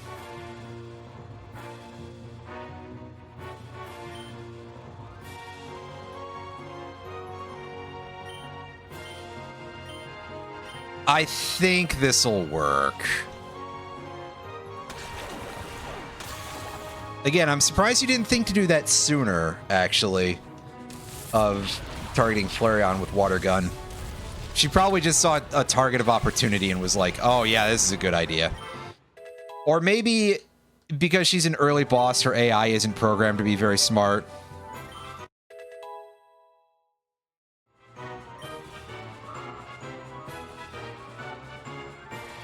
Now she sends out a Roselia, which is also weak to fire. So, you know, Flareon is just going to stay the course here.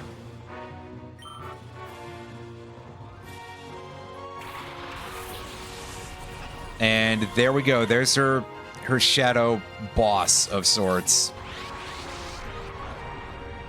Is Delcatty.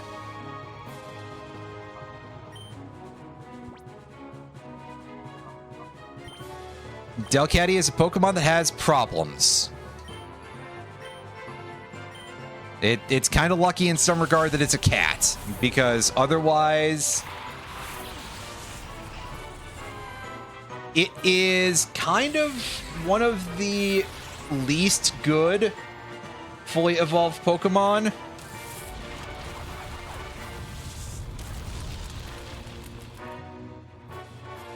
Especially in this era.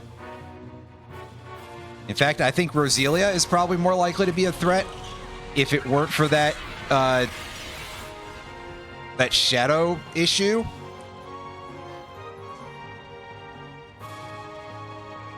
Tapped out. Right. Whoops. Fix that. Oh.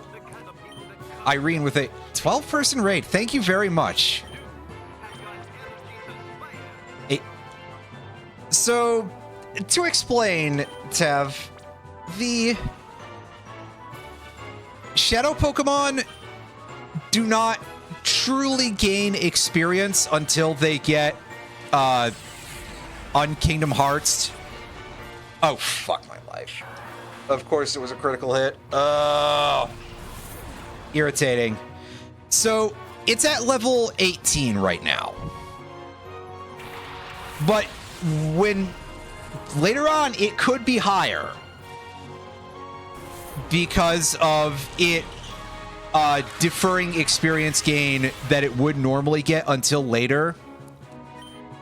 So I guess they wanted to signify that, and they did it in a way that was very, very odd. And in a situation like this where it's like, oh, well, you've decided to write that as 18 plus on this thing's HUD. That's a choice, all right. Now, unfortunately, that one critical hit may have just completely ruined this fight for us. Depending on how good or bad the rest of our luck is. I guess, thankfully, Houndour has, like, almost no HP left. In order to actually give us a cause Roselia to not gain much HP back. But that is both of our fire types down. And I sincerely hope that this dumb cat doesn't cause too much trouble here.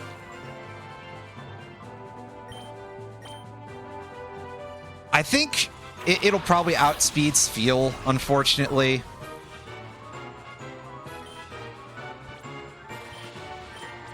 So we're going to do this.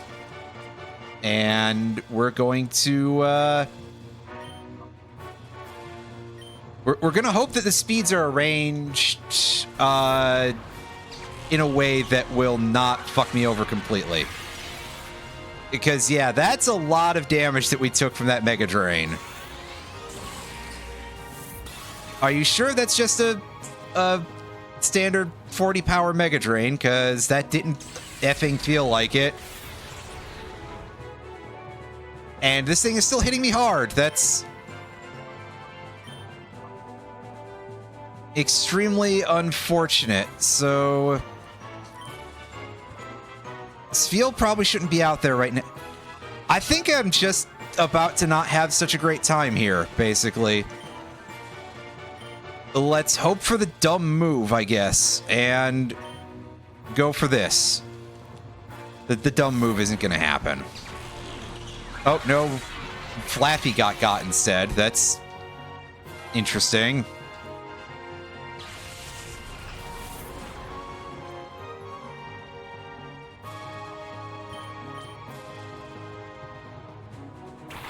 Baltoy should be safe to send in now because of the kind of condition things are going to be in here. Because of what condition my condition is in here. You understand? Yeah, so now she's just down to her weird cat.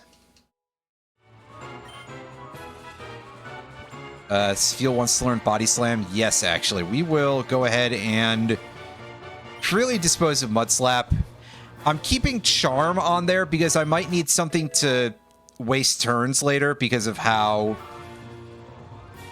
capturing works in this game. And yeah, there we go. There goes our Spheal, who just looks really, really sad when it faints. Aww.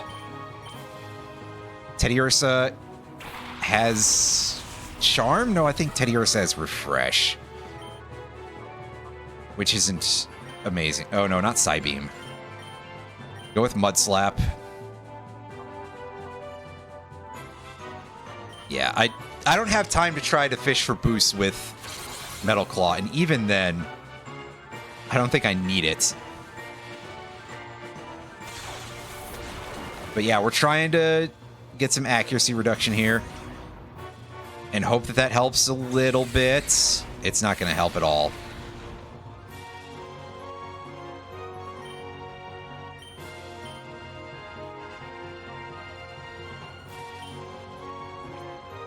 All right, let's go for that Great Ball now. I'm sure the catch chance on this sucks, but we're going for it anyway.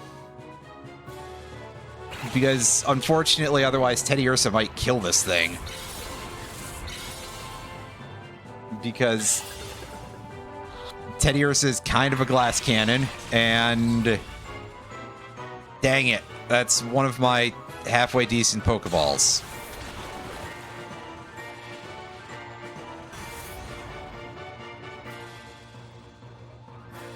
Yes, good. That lets us actually try to multitask a little bit here. Try throwing the regular Pokeball. I mean, I guess I could be healing in between some of these turns instead, but I'm sure it'll be fine, probably. Or it won't. Hey, there we go. That was pretty close. If I had realized that going back and healing wouldn't be such an option for me. I don't know where the hell I expected it to be otherwise, though, but yeah. Hooray, we caught our shadow Pokemon.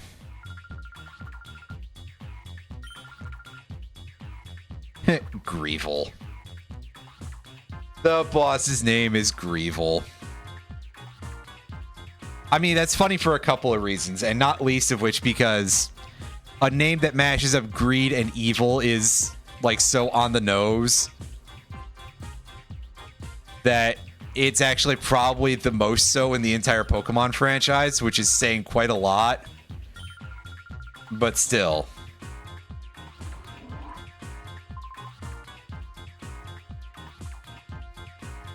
Oh, and that loser is off too.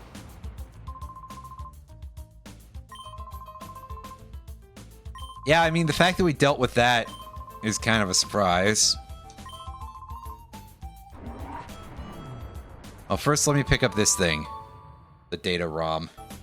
Does he cheat as much as Weevil does?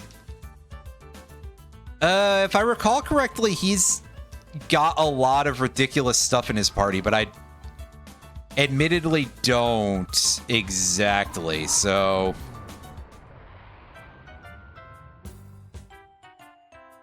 See, unlike in Coliseum, where you got the legendary trio in that game, which was the legendary beasts, the legendary cats. I think they're all actually cats. They were dogs in the beta, though, which is interesting. So, you get those through the admin battles. In this case, I think that Greevil is the one who has, like, the entire legendary trio of shadow Pokemon for his game. And that legendary shadow trio is the Kanto legendary birds. Which, to be fair, how many other options were there for legend trios at this point? Otherwise, it was like you had the dogs that you already used, you had the birds, and you had the golems. And I think those are the only, like, proper trios of that kind. I mean, you had the weather trio, technically, too, but that's a little bit different. Because those are a mascot trio as opposed to something you're just supposed to find through exploration. Did I get healed? Okay, good. I at least got healed. That's helpful. You get a paralyze heal. Alright, guys. The Purify Chamber, huh? Designed it 5 years ago when you were motivated by the Shadow Incident. Is that supposed to be Colosseum era?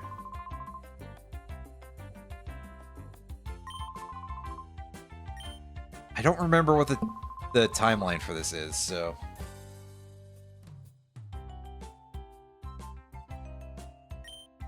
Oop.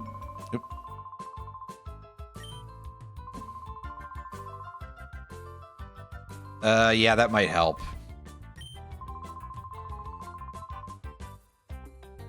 Undergo purification. Shadow contact. Center of a set, one shadow Pokemon is placed. Up to 4 regular Pokemon can be placed around the shadow Pokemon. 9 of those sets here.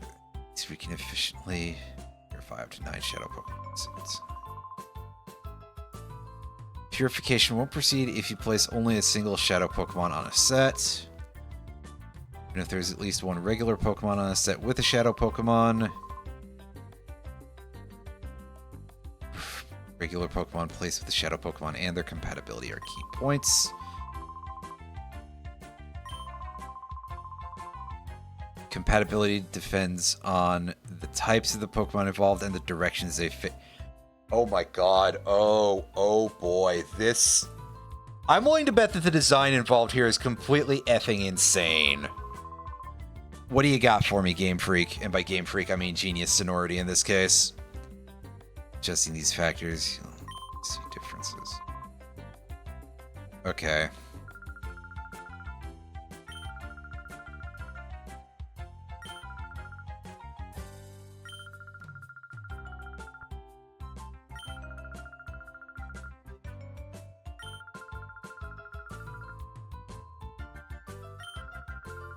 Can I at least, like, fish things out of the PC because my party is all purified?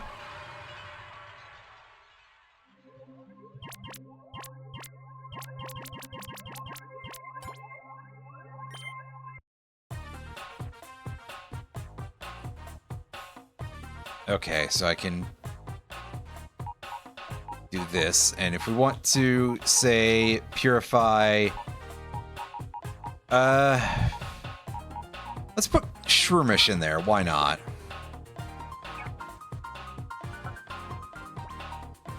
You can sit in the middle.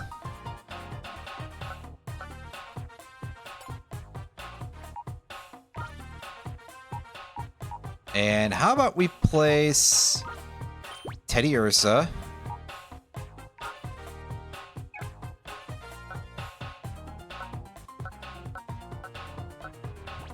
Yeah, sure.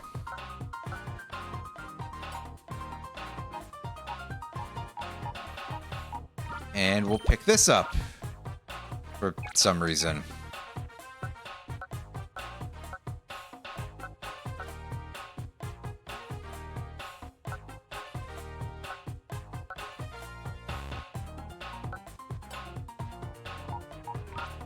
Or not. Okay, so... No, this is really...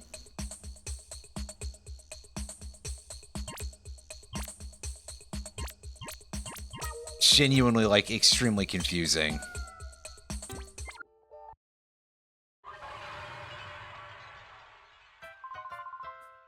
I don't know what the fuck is going on, dude.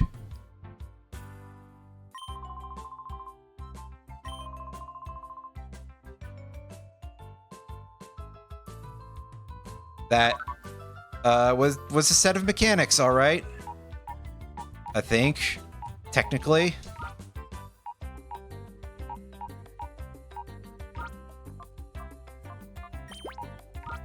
Let's do this.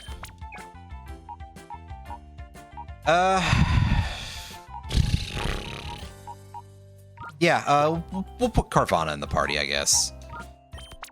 Wow, already doubling up on fire, water, and dark types for some reason. Meanwhile, Teddy Ursa's over there doing Teddy Ursa stuff. I mean, I can also just kind of purify Pokemon by spinning in a circle, basically.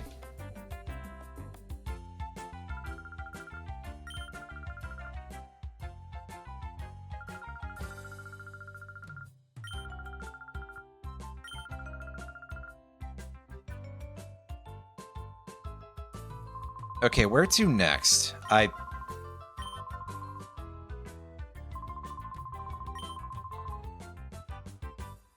You guys don't know where I should go next, do you?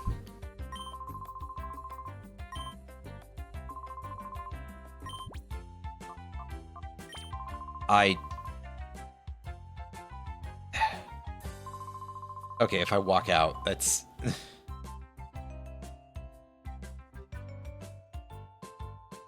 Legally, I think this counts as a set of mechanics, but I suppose I'm not sure.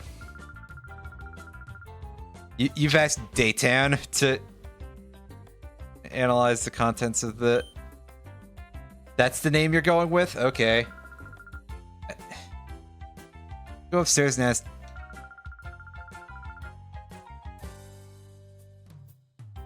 I mean, I guess I could do that.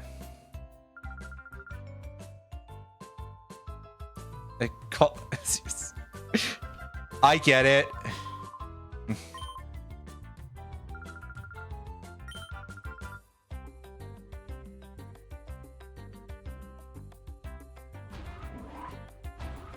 Off is a pretty good game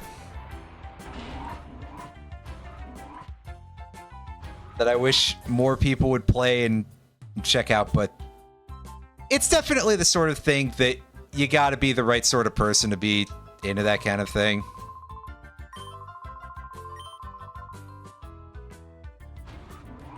And unfortunately, there's just not a lot of people who are that kind of...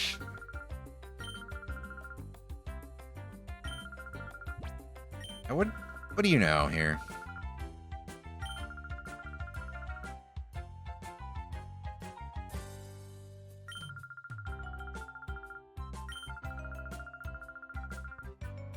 Most of them just getting filtered by Dead End calling you a oh. No, it's not even that. It's people basically being like, oh, this is too artsy,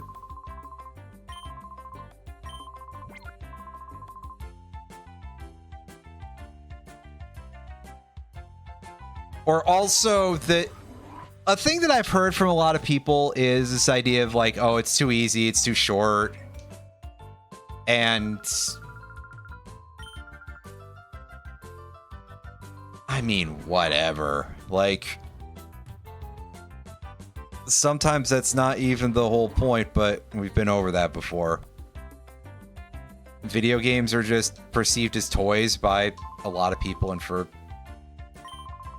reasons that are completely unsurprising. Although that's true of like most media in general. I don't think that there's any medium that doesn't occasionally have to deal with some subset of people who are just like, oh, it's just here for my entertainment or whatever. Yeah, I mean, there's that too, is build your own challenges with things like that. Like, what did Pokemon fans do when they decided that the games were too easy for them? They started building Nuzlocke challenges and shit like that. And, you know, I don't want to be too mean about this, but when you're losing to Pokemon fans...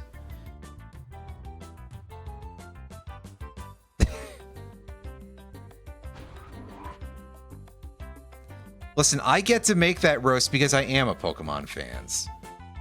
Dark Soul. The fucking Dark Souls banana controller is a work of art.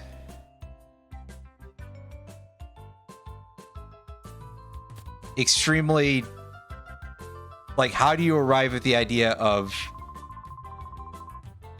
I'm going to make a controller into a banana, make a banana into a controller, pardon me. I almost said make a controller into a banana, and that would be something considerably more unusual, but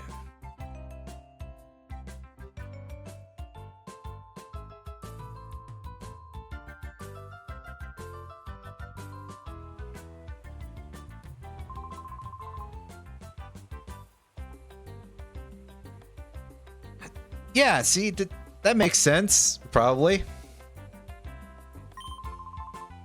Oh. This guy's having some problems. Affected like a bank vault. Well, then you clearly just need to get some explosives and wait.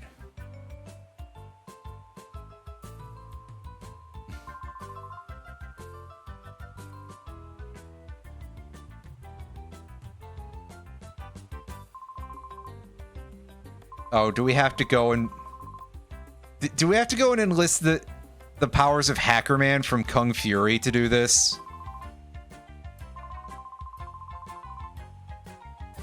To UMBS? No, that's an abbreviation, ONBS. Hey, wait a minute. I remember Pyrite Town from Coliseum. That's where all the crooks hang out. Is this gonna get restolen again?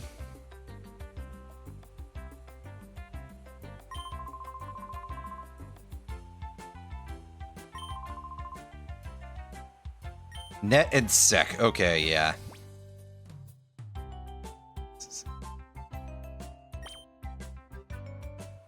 Is it really that... I mean, I guess it is kind of.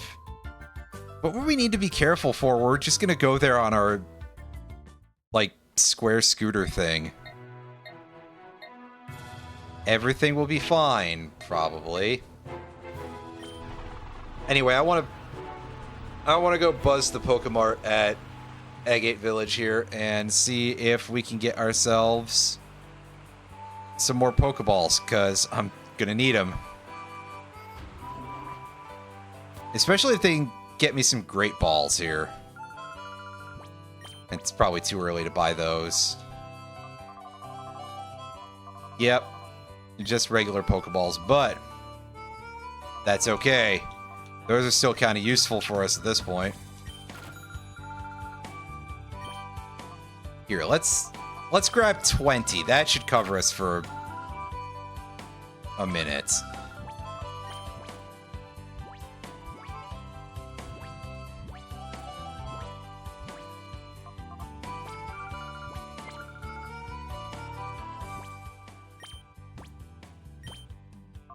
Oh yeah, I wanted to give Flareon that charcoal. That's right.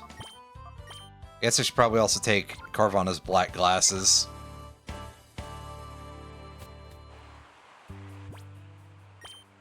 Imagine just putting a fish in sunglasses for some reason.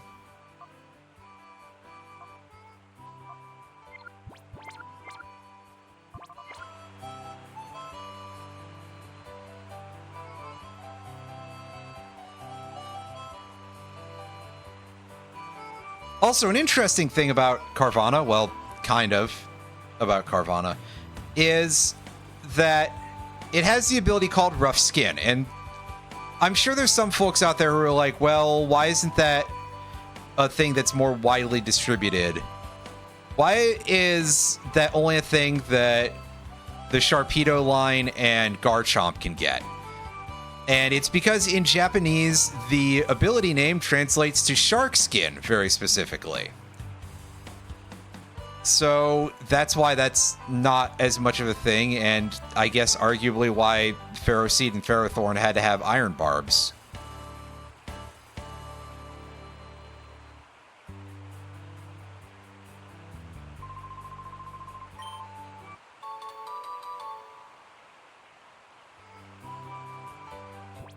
The Mego Berry. I don't think that's a very useful one, if I recall correctly. This is a, Right, the Mego Berry is one that will restore a chunk of HP, but it may confuse the user based on their nature. Certain natures don't get confused, others do. And I don't recall what natures that corresponds to. There's a couple of berries like that, and by a couple I mean 5. And I believe they're basically broken up by, like, what stat does this nature raise? Which I also don't remember off the top of my head what all of the natures are, basically. So I'd have to look that up. Because unlike more recent Pokemon games, they don't tell you that information in game in this one. Alright, sure, let's fight this guy. This Dosk guy. A Tyrogue and a Grimer.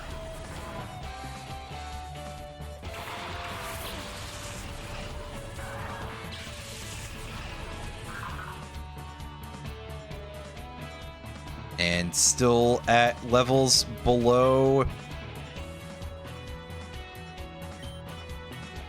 the 20 mark, so that's good. Means I should be able to take this pretty easily.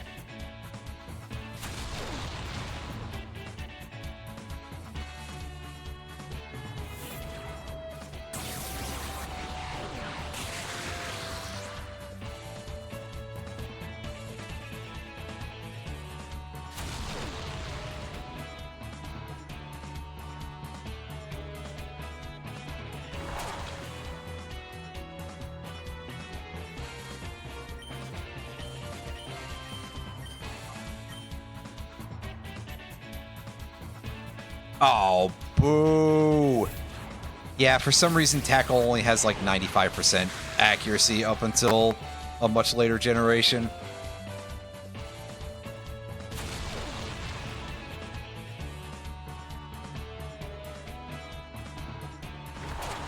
So, good job on that 5% miss, Flareon, you goofball. You goofus.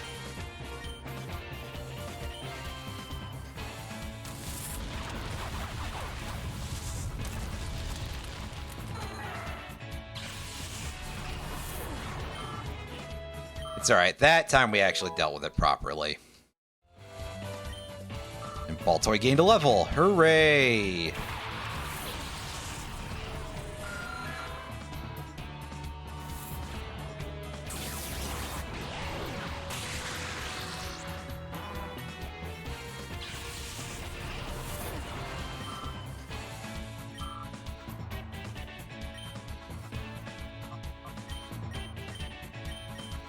And Zubat to end this off with. Hey, nice crit. Hooray! Yes, we'll take those, like, 2 experience that you get from fighting a Zubat. Because there's just so many of them that they can't possibly be worth much of anything.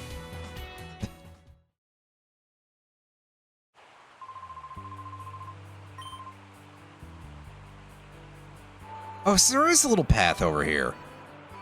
I didn't even realize that. Neat.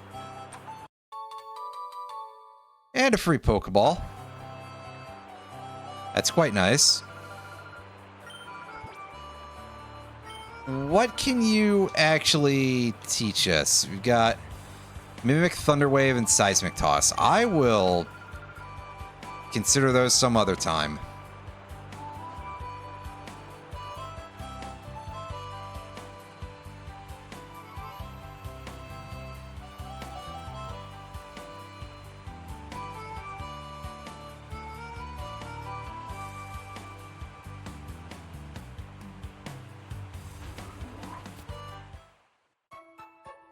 And for now, we can just go and heal.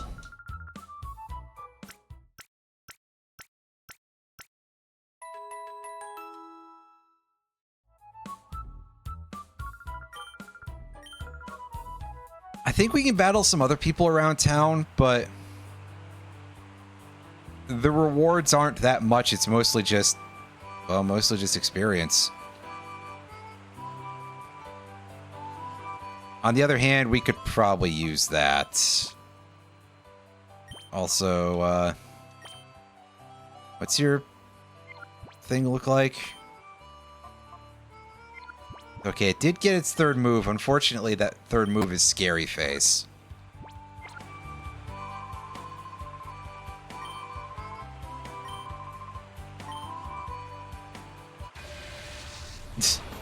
Wow, okay, dude. Calm down. No need to butter me up that much.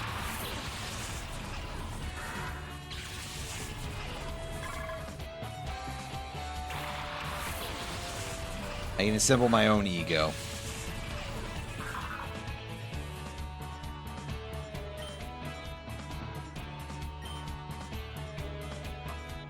Shadow Blitz targeting the Beautifly.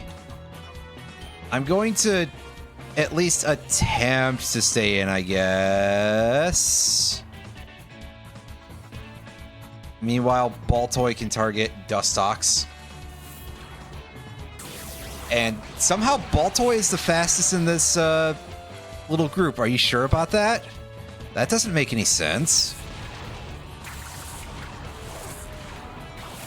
If I'd known that, I would have tried for the Rock Tomb kill on Beautifly just straight off.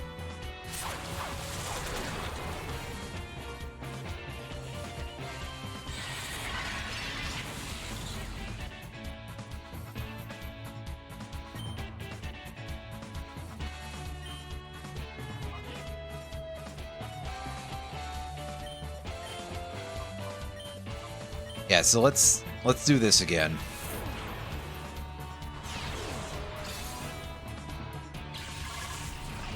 Yeah, see, if I had just done that straight away, that would have been an easy kill.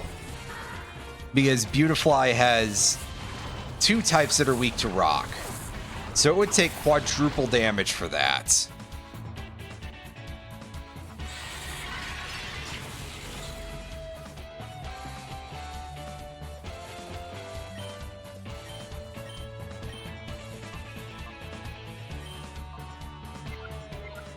Actually, hold up. I want to take a look at these stats.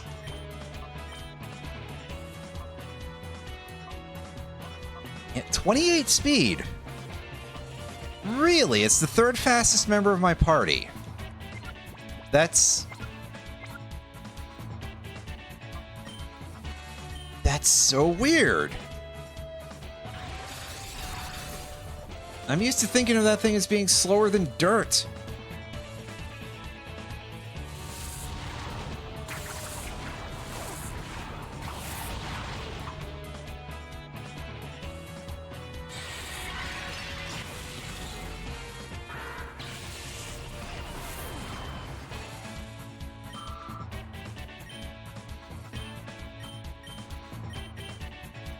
Oh, this guy's down to only 1 Pokemon, so this should be a little bit easier.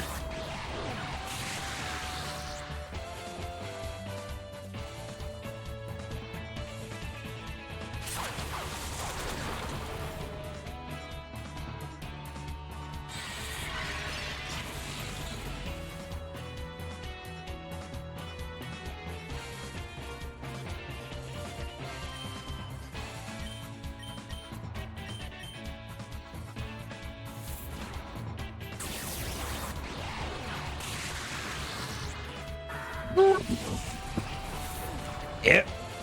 Easy.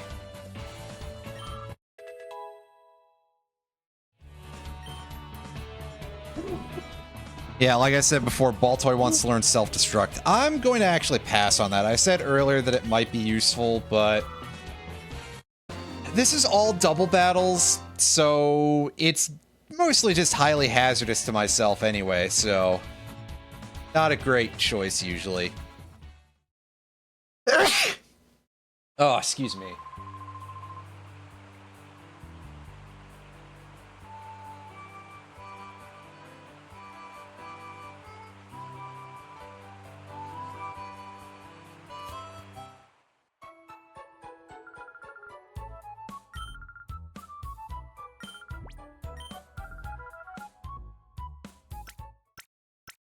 Yeah, which... who knows when that'll be. But otherwise, self-destruct will do enough damage to probably clear out most of the board at any point. And if I use it as the last Pokemon, it... basically, in any situation where I would...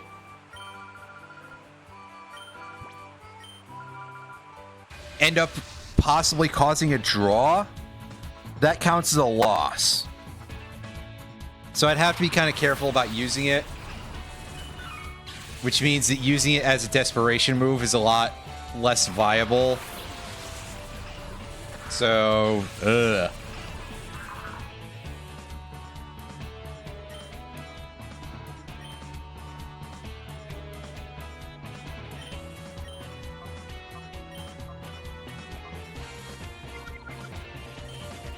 But here, do that instead.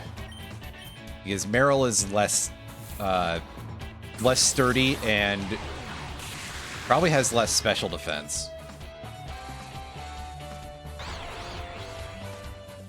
Hey, we confused it. Nice.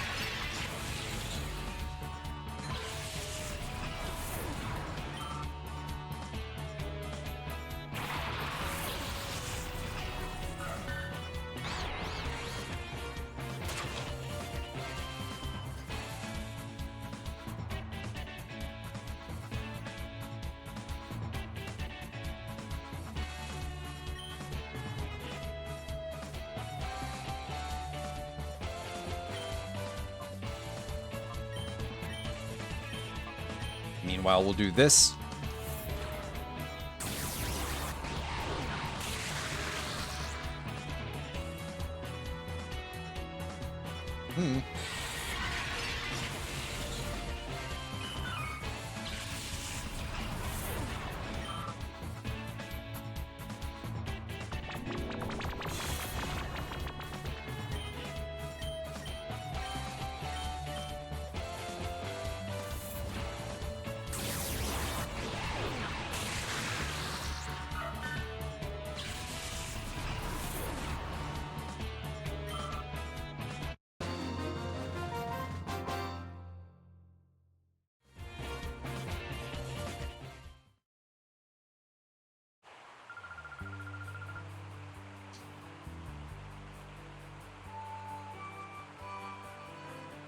Well, that trainer was significantly easier than the other one, so...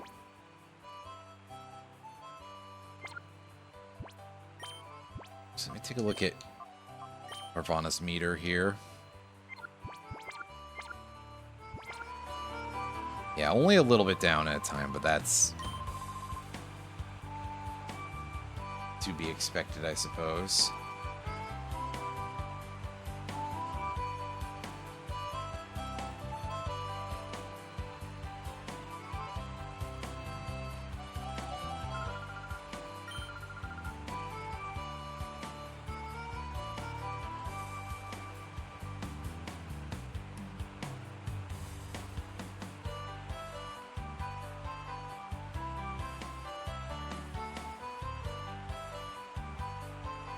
Anyone else around here that I can battle? Yeah, okay, buddy. I'll just pretend I didn't hear that part of things.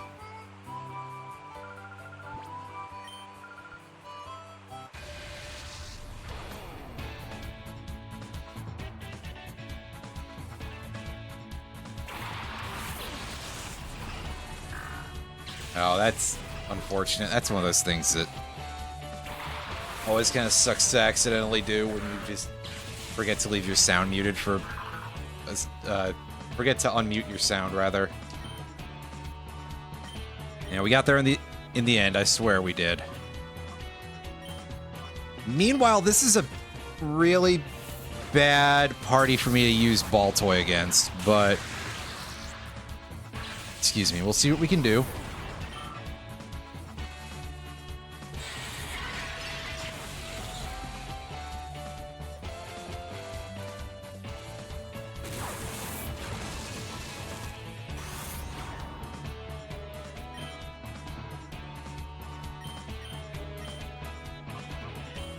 Answer might be a shocking amount, actually. Yeah, that wasn't going to hit after an accuracy debuff.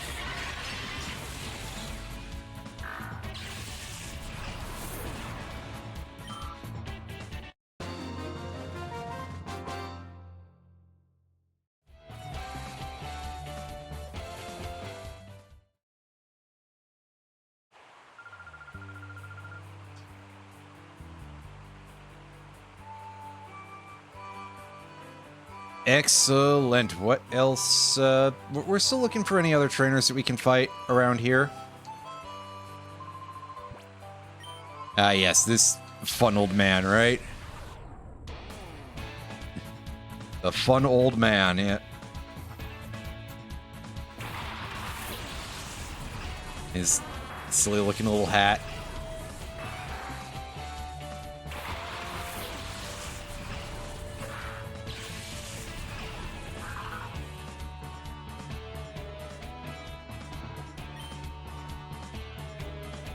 Ooh, Carvana got her last move. So we're definitely making progress here. This, by comparison to the previous fight, is a super easy pairing for Baltoy to deal with, even all by itself.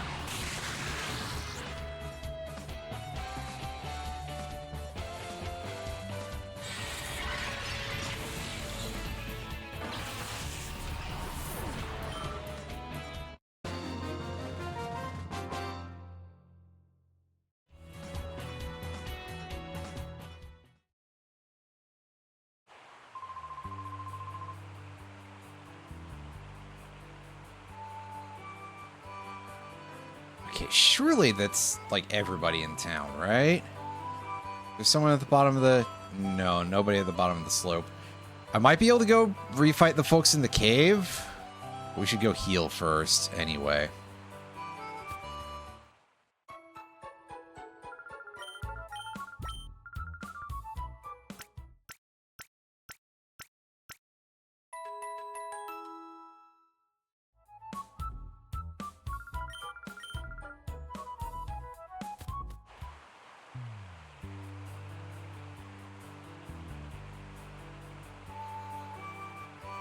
Alright. You guys. Well, let's talk to this guy first. You got anything to say?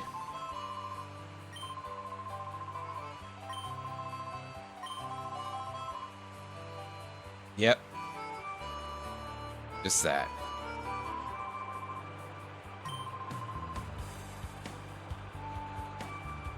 Nah, these fellas aren't going to have more fights, are they?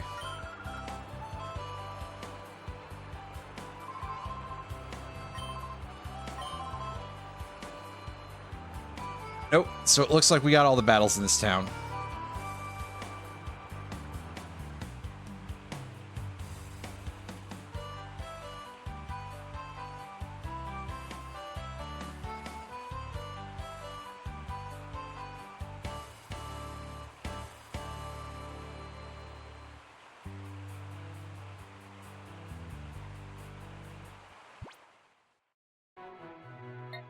So, we can now go off to Pyrite Town and actually continue with the story. I'm not sure yet, Retro. Find out at some point.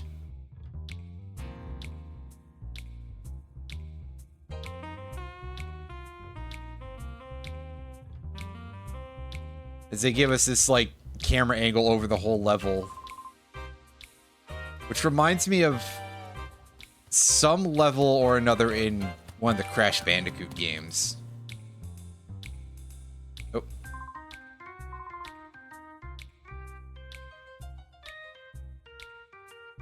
What's up with that guy?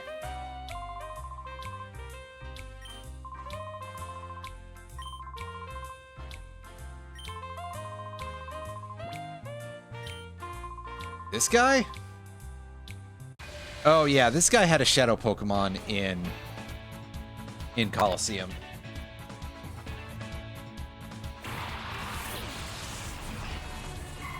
And I have no idea if he does in this case also, but if he does, it's a different one, because there's no Shadow Furret in this game, I'm pretty sure.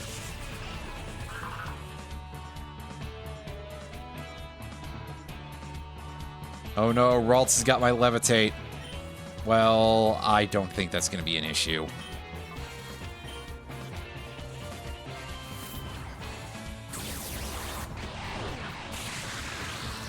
Yeah, and they probably don't really give you too much of the tools to deal with that off of no trades in this game, right?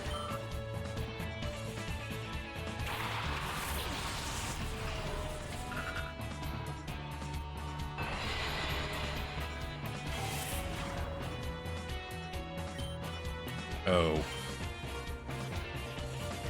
Alright, sure, guys. Sure.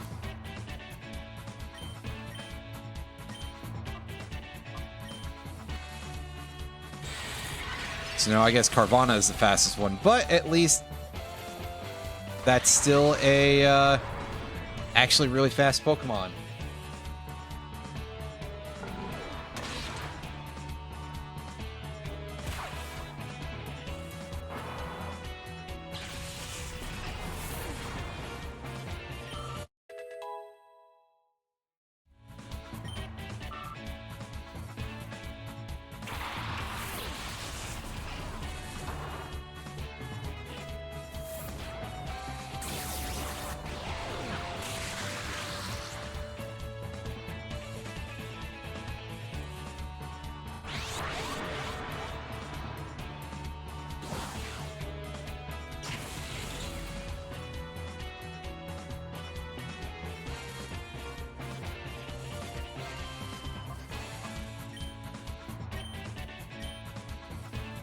Okay. Thankfully, Baltoy has all those rock and ground moves to be able to deal with the Houndour, but I don't think that's a huge concern at the moment, really.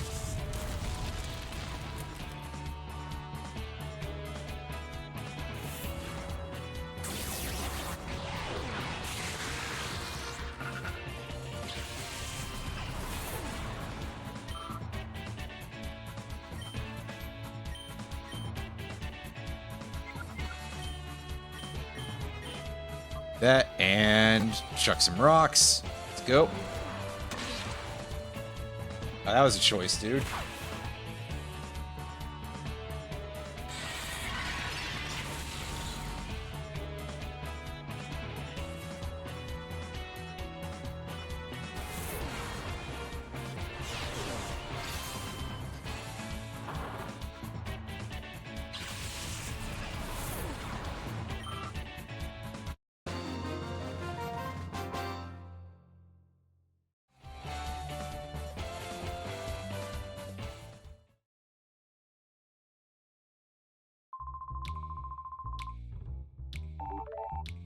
Are you sure about that, dude?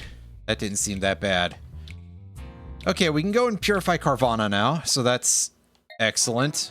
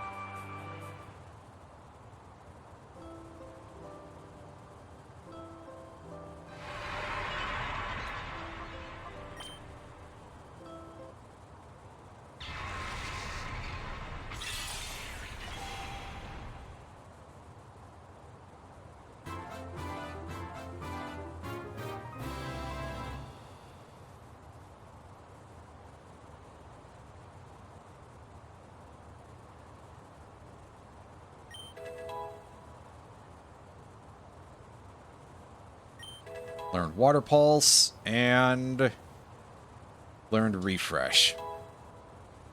Yeah, the sheer amount of things that have Refresh as one of their moves.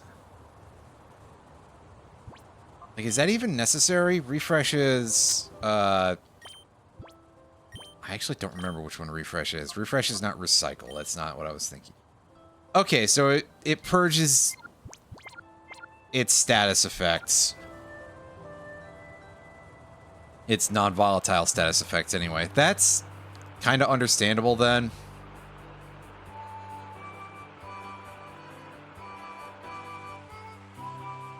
That at least makes sense. Let's go and take a look at the rotating thing that we had in here. The Purify Chamber. Let's see if that's done anything for us. Well, that's removed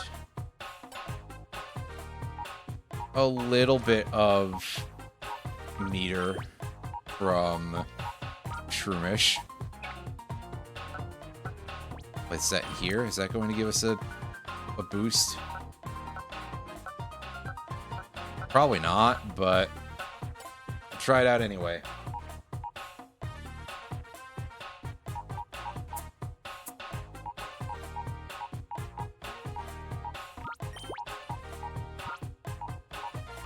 While this Delcatty isn't necessarily amazing or anything, we can start trying to purify it.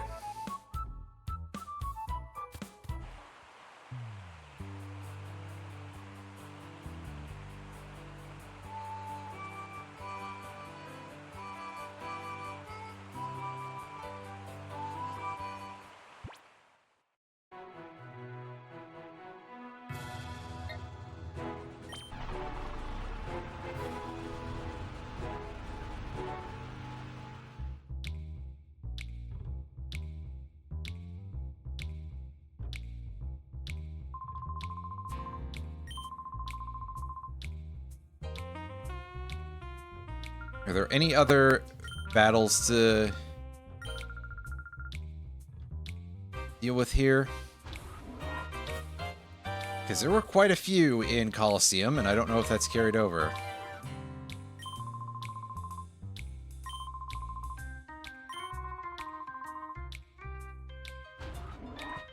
As usual, he's warning us about that.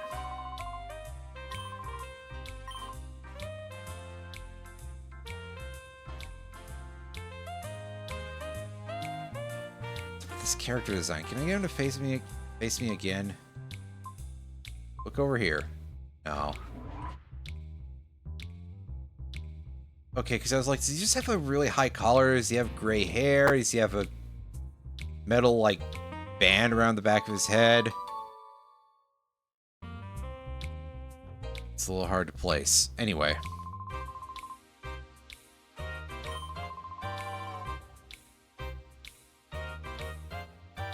That guy? Well, I also can't let you out of there at this point. Perhaps later.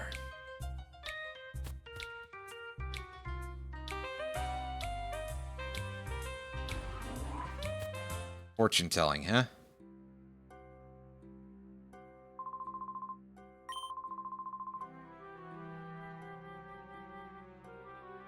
Wild Pokemon, huh? Yes, this game actually allows you to capture a very small amount of wild Pokemon. Just to give you a few more options, which is nice, I think.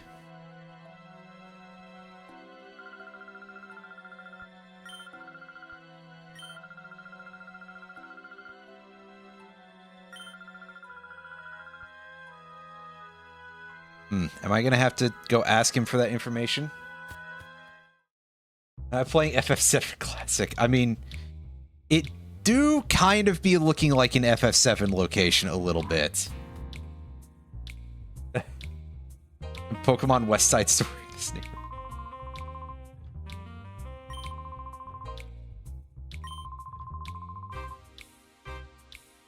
Yeah, we're not going to really call the Colosseum games very creative. The Extra Dimension games, the Orre games. however you wish to refer to these two games collectively.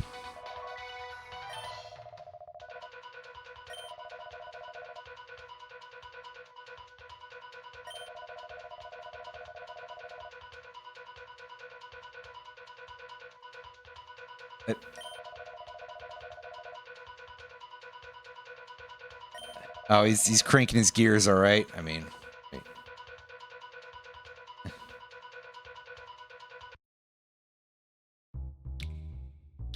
Proto Po Town, a little bit, yeah.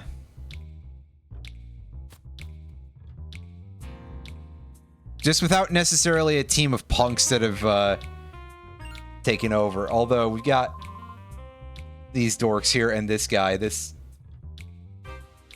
cop who's just this side of being a stereotypical British cop. All right then, what's all this then? Why, if it isn't Trudley and Folly, what do you think you're up to? I mean, wow. Let's just say, yeah. It's Kling Clang. Wait, no. His name is just Officer Johnson.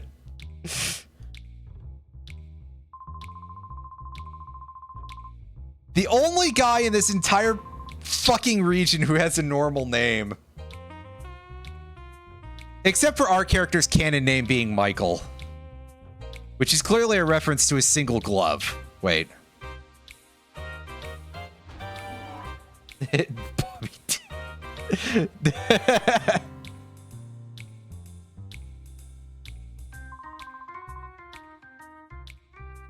Silva, I mean, that's almost kind of there.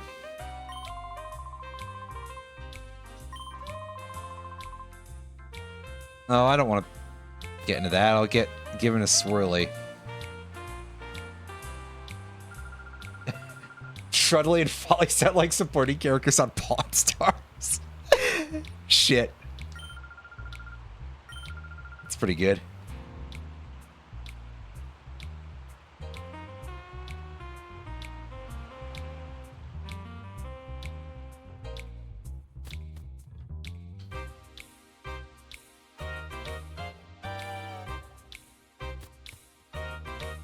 This game has everything, like the potential for them to have followed it up with more of these games, but for some reason, this is the last one that we got in this little sub-series.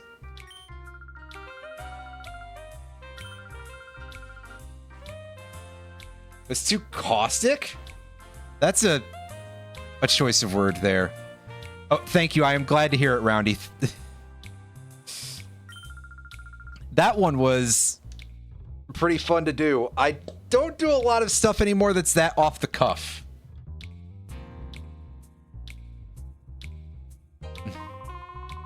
Actually, yeah, perfect spot for Grimers. But just Grimer. And not any, other poison types, for some reason.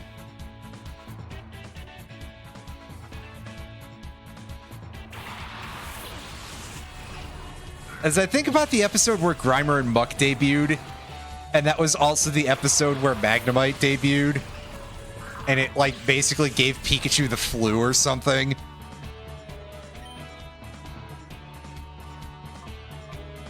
I don't think that's how that works, but at this point,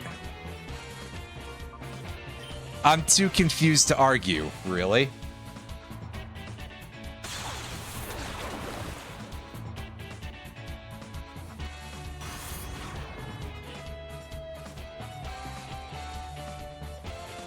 Ah, good. At least it didn't hit me with Psywave. That could have caused a desync. Oh wait, no, this isn't the Gen 1 Link battle. Never mind.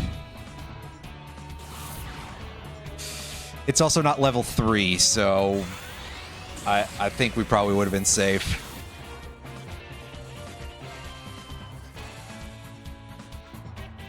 Yeah, Psywave does some really wacky shit back in the day. Honestly, nowadays, it's kind of goofy in its own right, too, but I digress.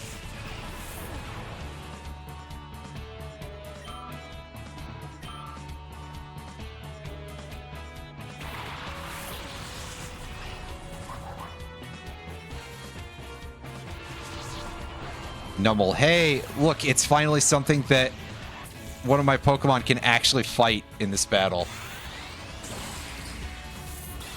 Instead of just having to rely on using, like, my least useful moves in any of these situations.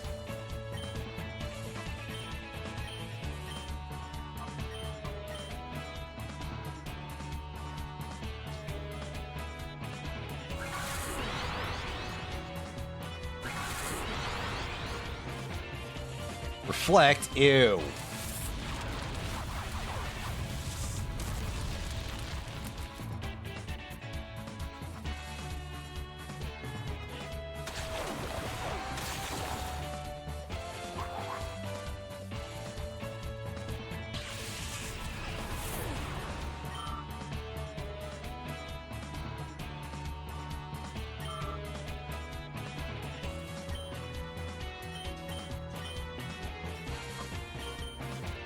Let's try Body Slam for something a little bit different in terms of being possibly damaging.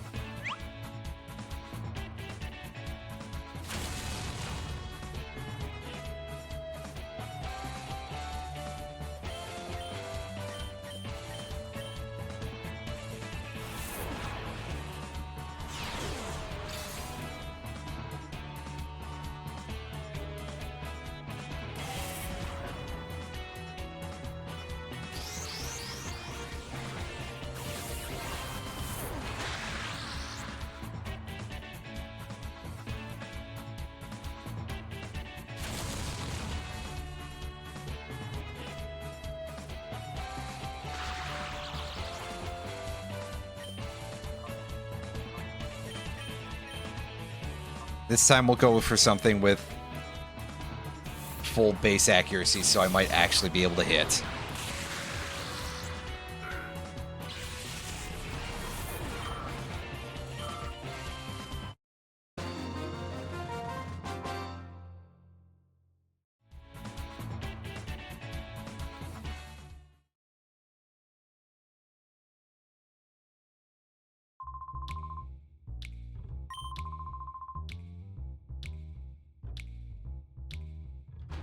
Dual square, huh? I don't know if I want to be sweating up a storm, though. Take a look around here. Barge into this stranger's room.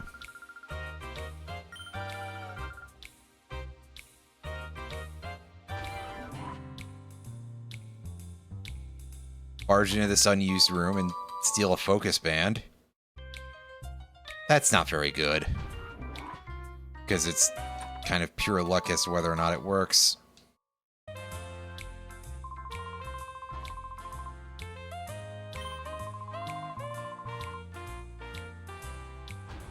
Yeah, good luck, buddy.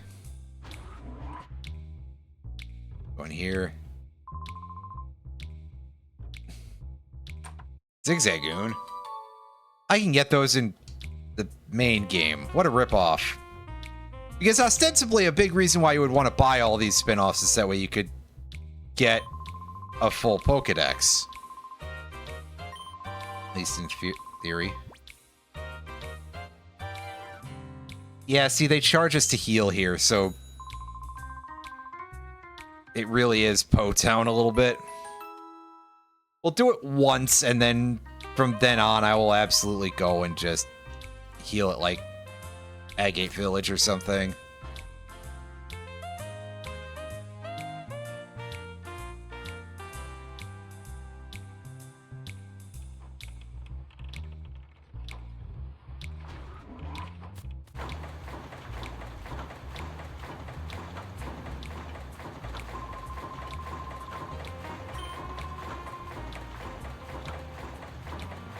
Windmill is a source of infinite energy.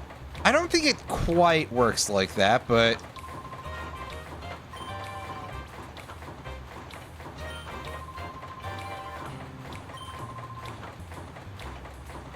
especially because that's a wear object. You would have to replace those at some point.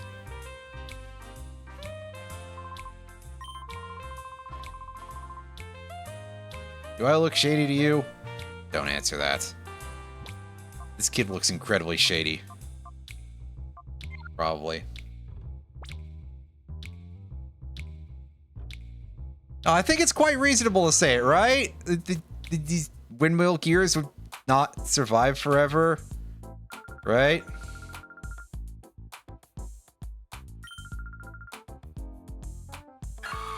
Meg. Does everybody here have a doubled consonant at the end of their name?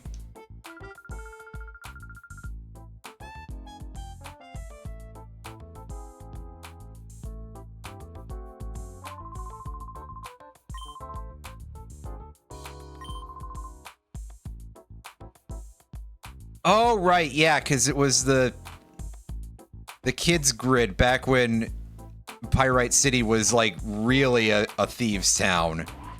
And it was, like, a couple of these kids, and they were sort of almost a resistance against Cypher. Now, somehow, this has turned into being this serious big deal. That's kind of impressive. That this has become the actual news service, apparently. Well, alright then. Hey, you guys know anything about them wild Pokemon?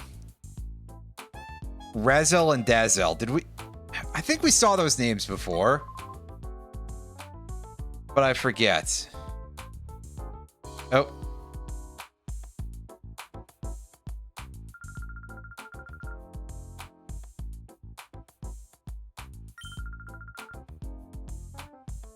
Aren't these the NPCs from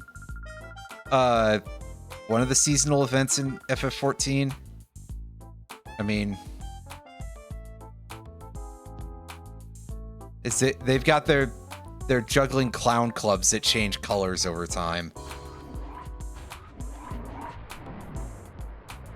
But you'll notice that it's just between 3 shades as opposed to being like cycling through steadily. This was before the days of that level of widespread RGB LED, so... One of them tells only the truth, the other tells only lies. Yeah, this guy's grown up to be a teenager. At least him wearing headphones seems appropriate-ish for this situation.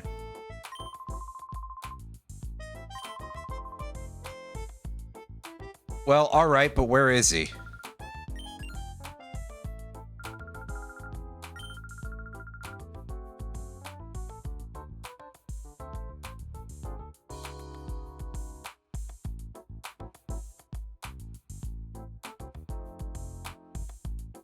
Oh, can't go in there. Hey, you.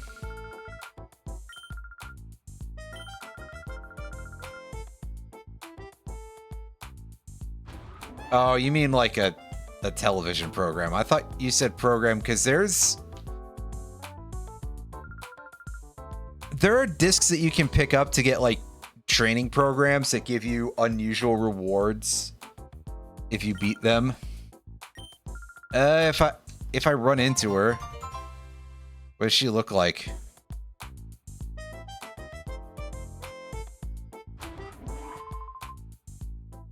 Oh.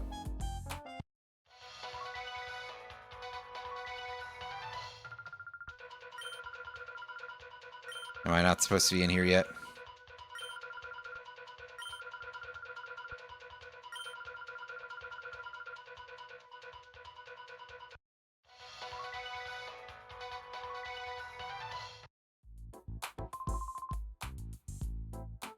Anka. That the name of our news anchor is almost the word anchor. Incredible.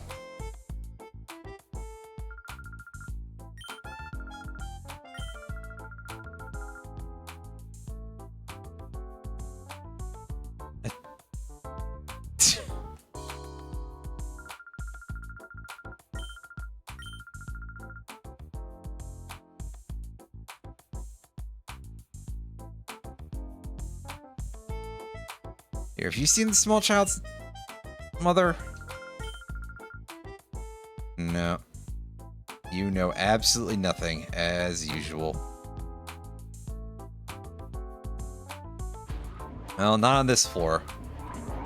Maybe the other floors. We'll find out as we go. Oh no, it's a cameraman. I thought for a second that it was like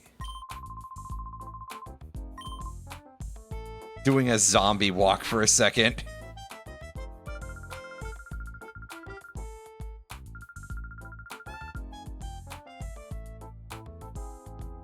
I just want the item. Or do I have to wait for you to disappear?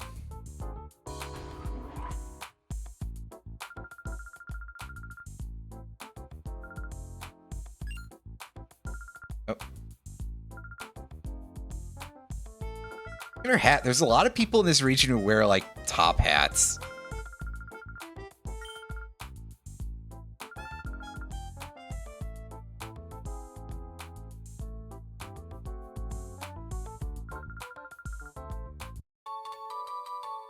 Oh, I'm surprised you didn't give me that in the cutscene, then. That's strange. But yeah, we got the Soothe Bell, so Pokemon that need happiness for whatever reason will gain it faster. Let me pick up the item, man. They really don't want me to pick up any items on this floor, huh?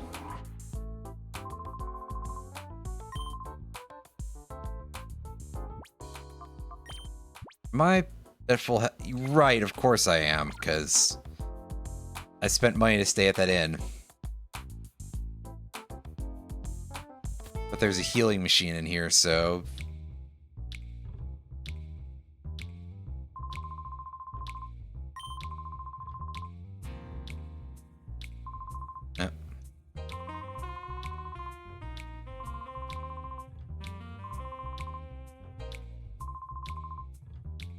Let me in there, guy.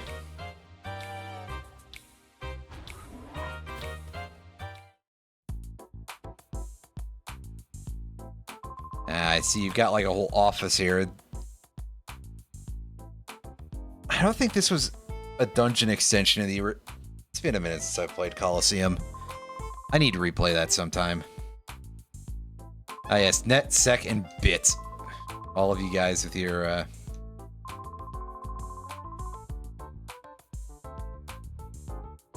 Here, we don't have a way to get into this thing just yet. Wait, where?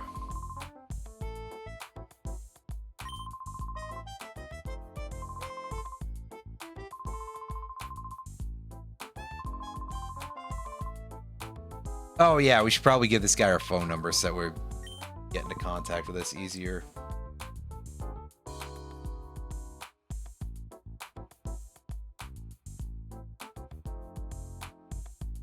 Sorry, I was adjusting a couple of things here, and I screwed that up, so let me...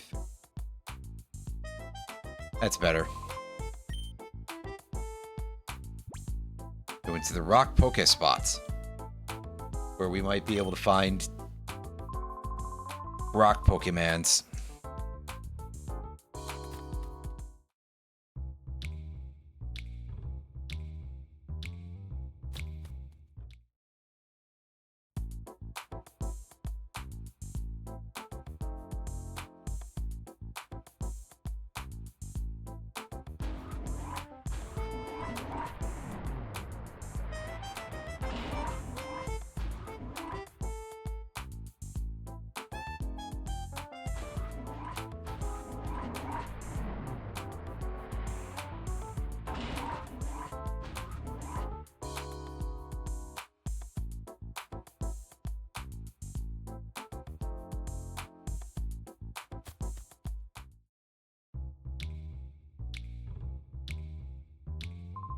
Oh, it's these goofballs again.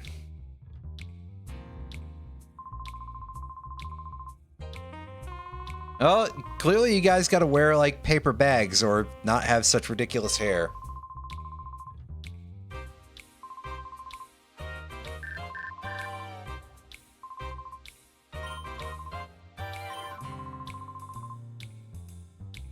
Oh, gosh darn it all! Yeah, thank you, Trudley.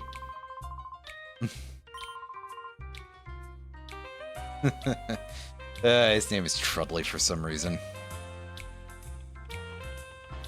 Anyway, we'll wrap things up by taking on a couple of these chuckleheads here. In the middle of this square.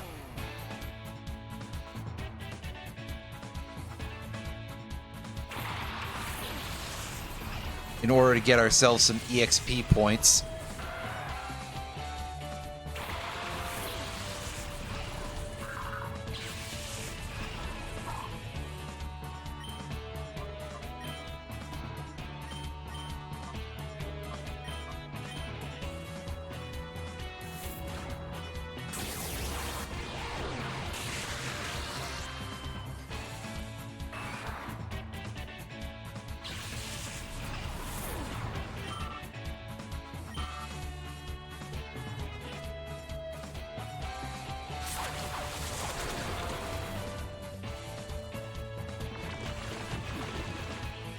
Oh, rude.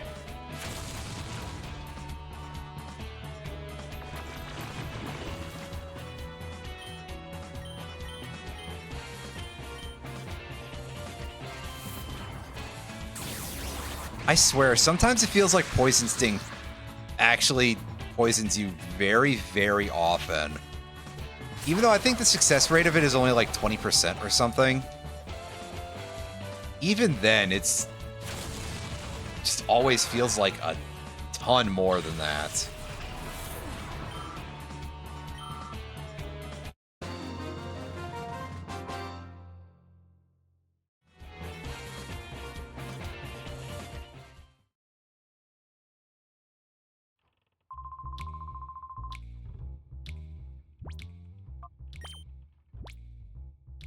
Well, let's go ahead and use an antidote for that.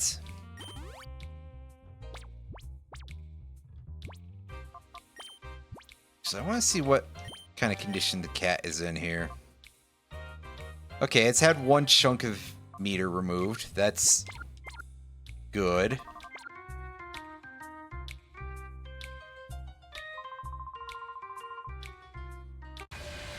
And we'll fight this guy.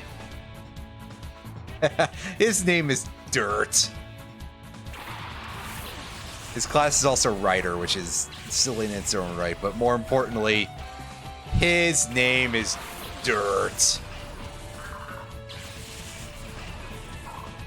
that short for Dirtrude? Could be. For all I know.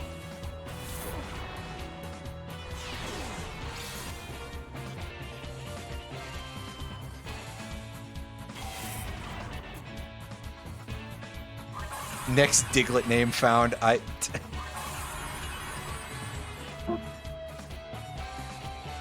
accept that. Oh, that light screen is unfortunate.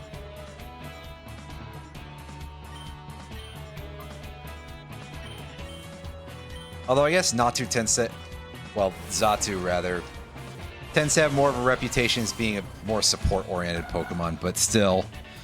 I was hoping I wouldn't have to deal with that. Blech.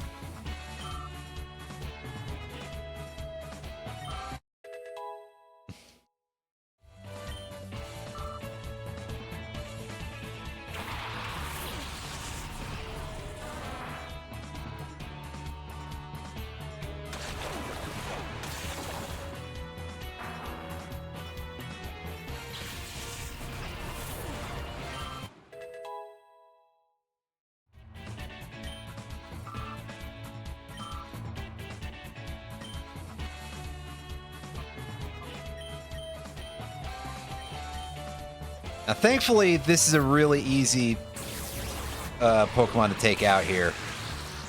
This Oddish, because in addition to Psybeam, we've also got Aurora Beam going, so...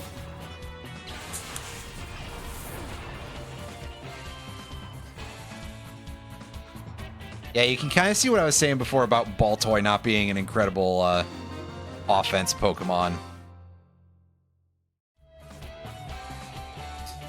as I said earlier. Anyway, I guess we made him take a dirt nap. Yeah. We've been down this road before. It's true.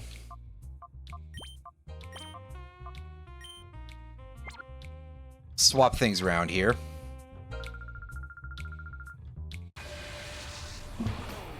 In order to raise up some of our lower level Pokemon here.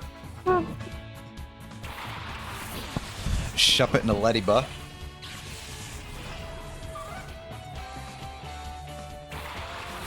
Neither of which feels worrying to me.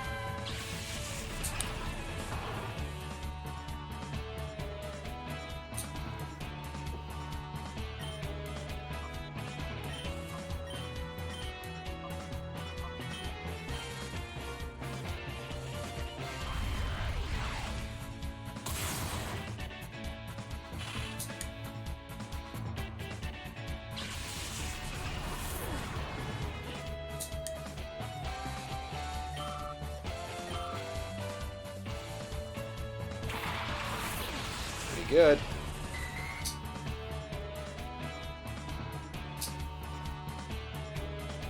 Well, that's nice. Probably wouldn't have done much to us, but hey. Good that it missed anyway.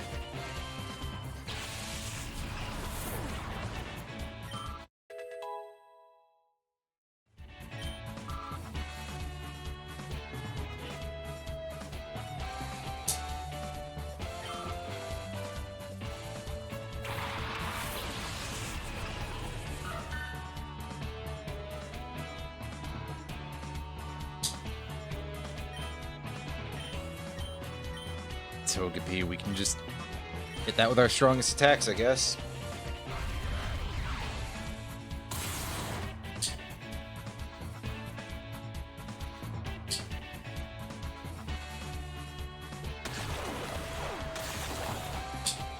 Ow!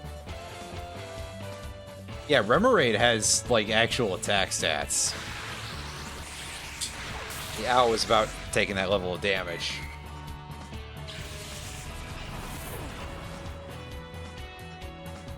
Anything else going on over here? No worries. There's Houndour to level 18. I'm not sure what Togepi is pecking with, but okay. Alright then. And Body Slam instead.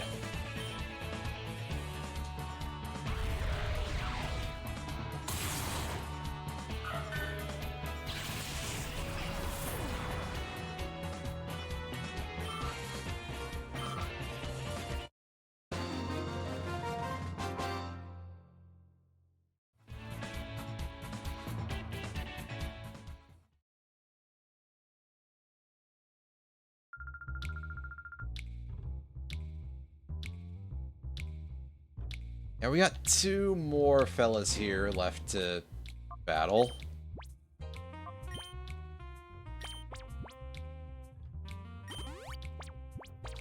So use a healing item here.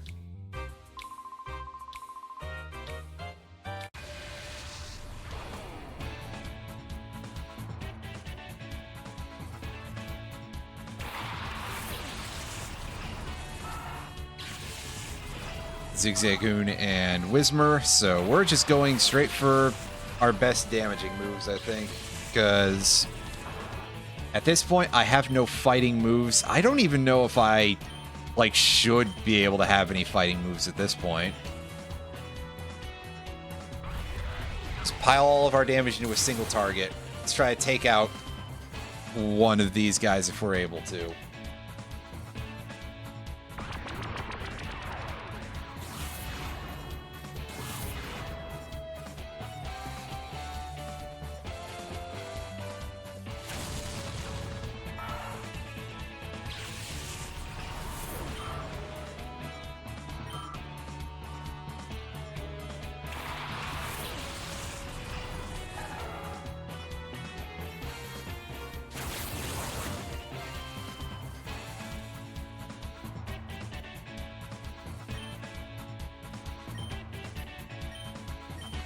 Oh, this gross monkey. Let's get this thing out of here.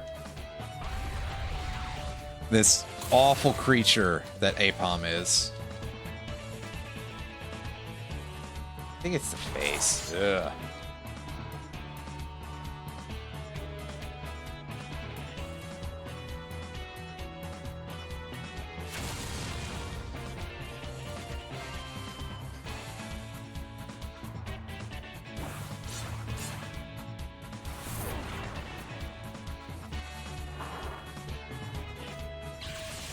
And they were just absolutely dogpiling on our Houndour, so rip her.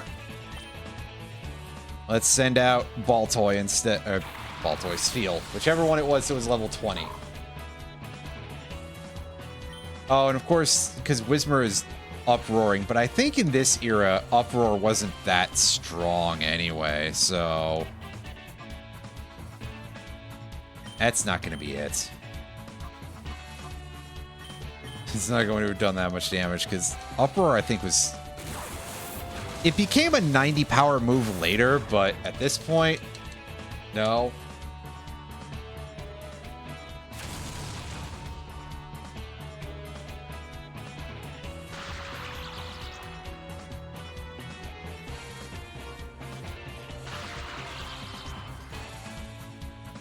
Excellent.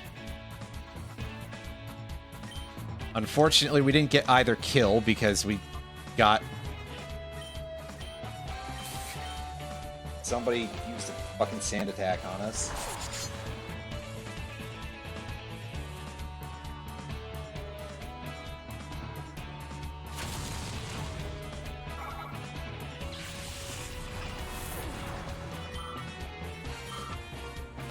This guy's a real jackass. And rounding things out with Dunsparce. Because of course.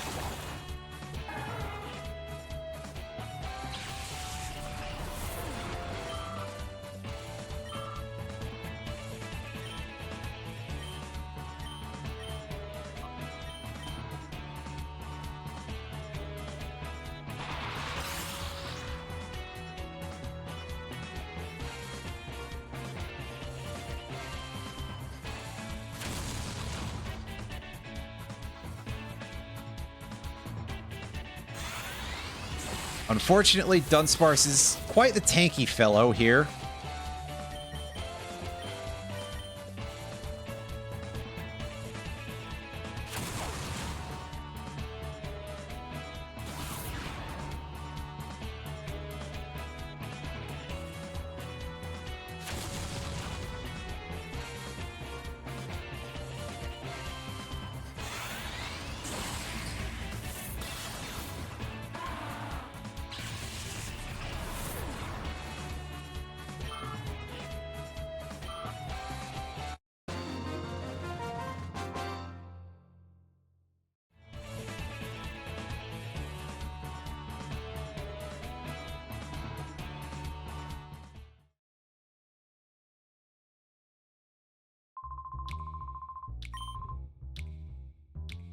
Alright, we're gonna go back and heal before we deal with the last of these guys.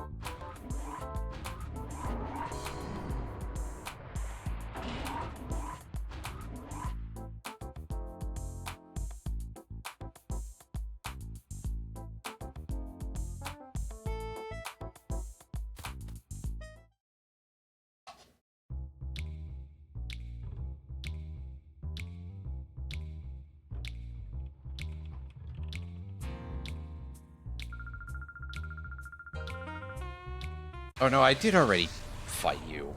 But we'll take the battle again, I guess. Because this was a hard one, so...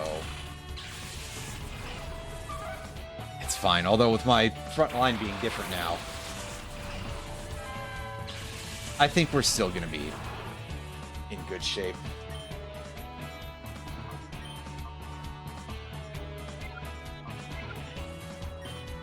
What comes up as her next Pokemon? Well, we'll find out in a second.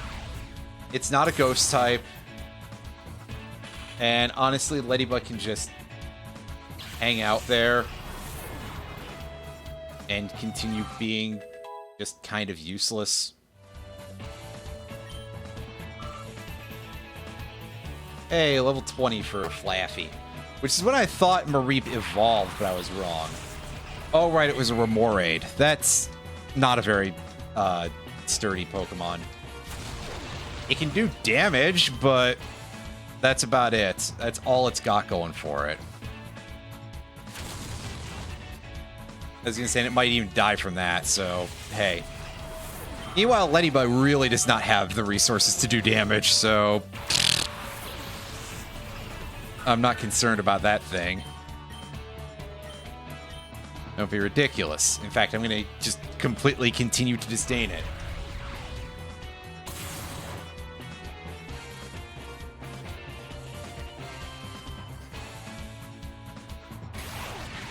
Oh, that's slightly an issue. See, I guess there is a reason to kill it off fast, but thankfully Houndour already moved this turn, so it'll be fine. I love how Togepi just, like, sort of tries to start running away as its fainting animation, but obviously just completely in place. It's like this certain almost awareness.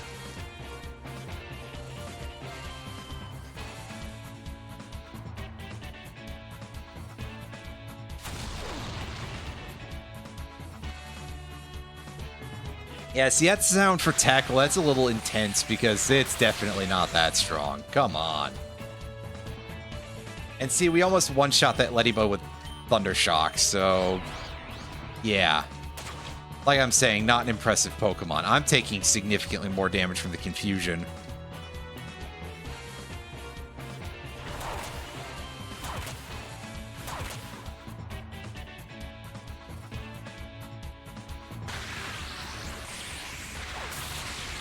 Yeah, for some reason,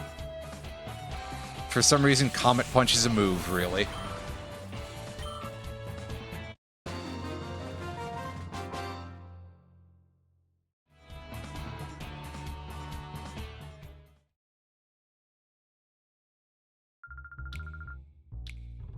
Anyway, let's deal with this guy and his extremely way too colorful outfit. Oh, he's a chaser, huh? You can tell by the way he wants to battle me. So, you know, without, Anyway. You understand the joke. I don't have to explain this shit to you. Y'all aren't 12. Well, maybe you are, but... if that's the case, then I'm still not explaining the joke. Fuck off.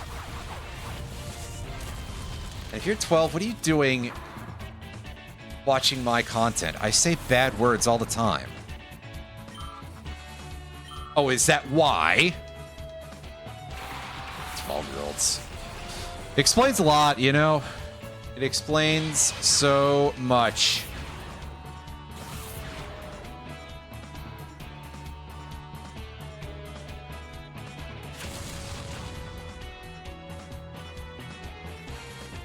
Pancreas can... no. Why would you say that? Oh, right. I know why you would say that. Looks over at who I'm talking to, because... yeah.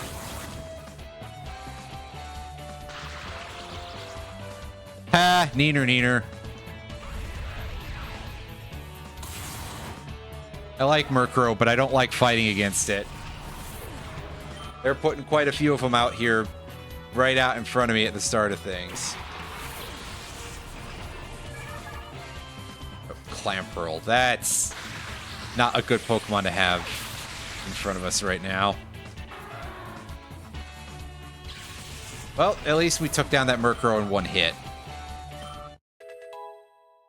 Maybe this Clamperl won't do, like, anything of note, and we'll be okay.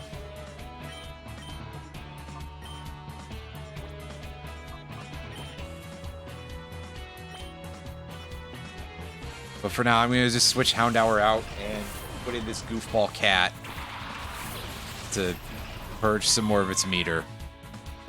There we go.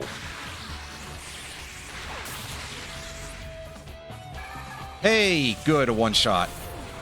I'm never really sure how good that thing's stats are, to be honest with you. So, yeah. I'm glad to see that the answer is they're not. Hooray! So I think we've beaten all the trainers in this area, which is great. Let's save. And that will do for this session.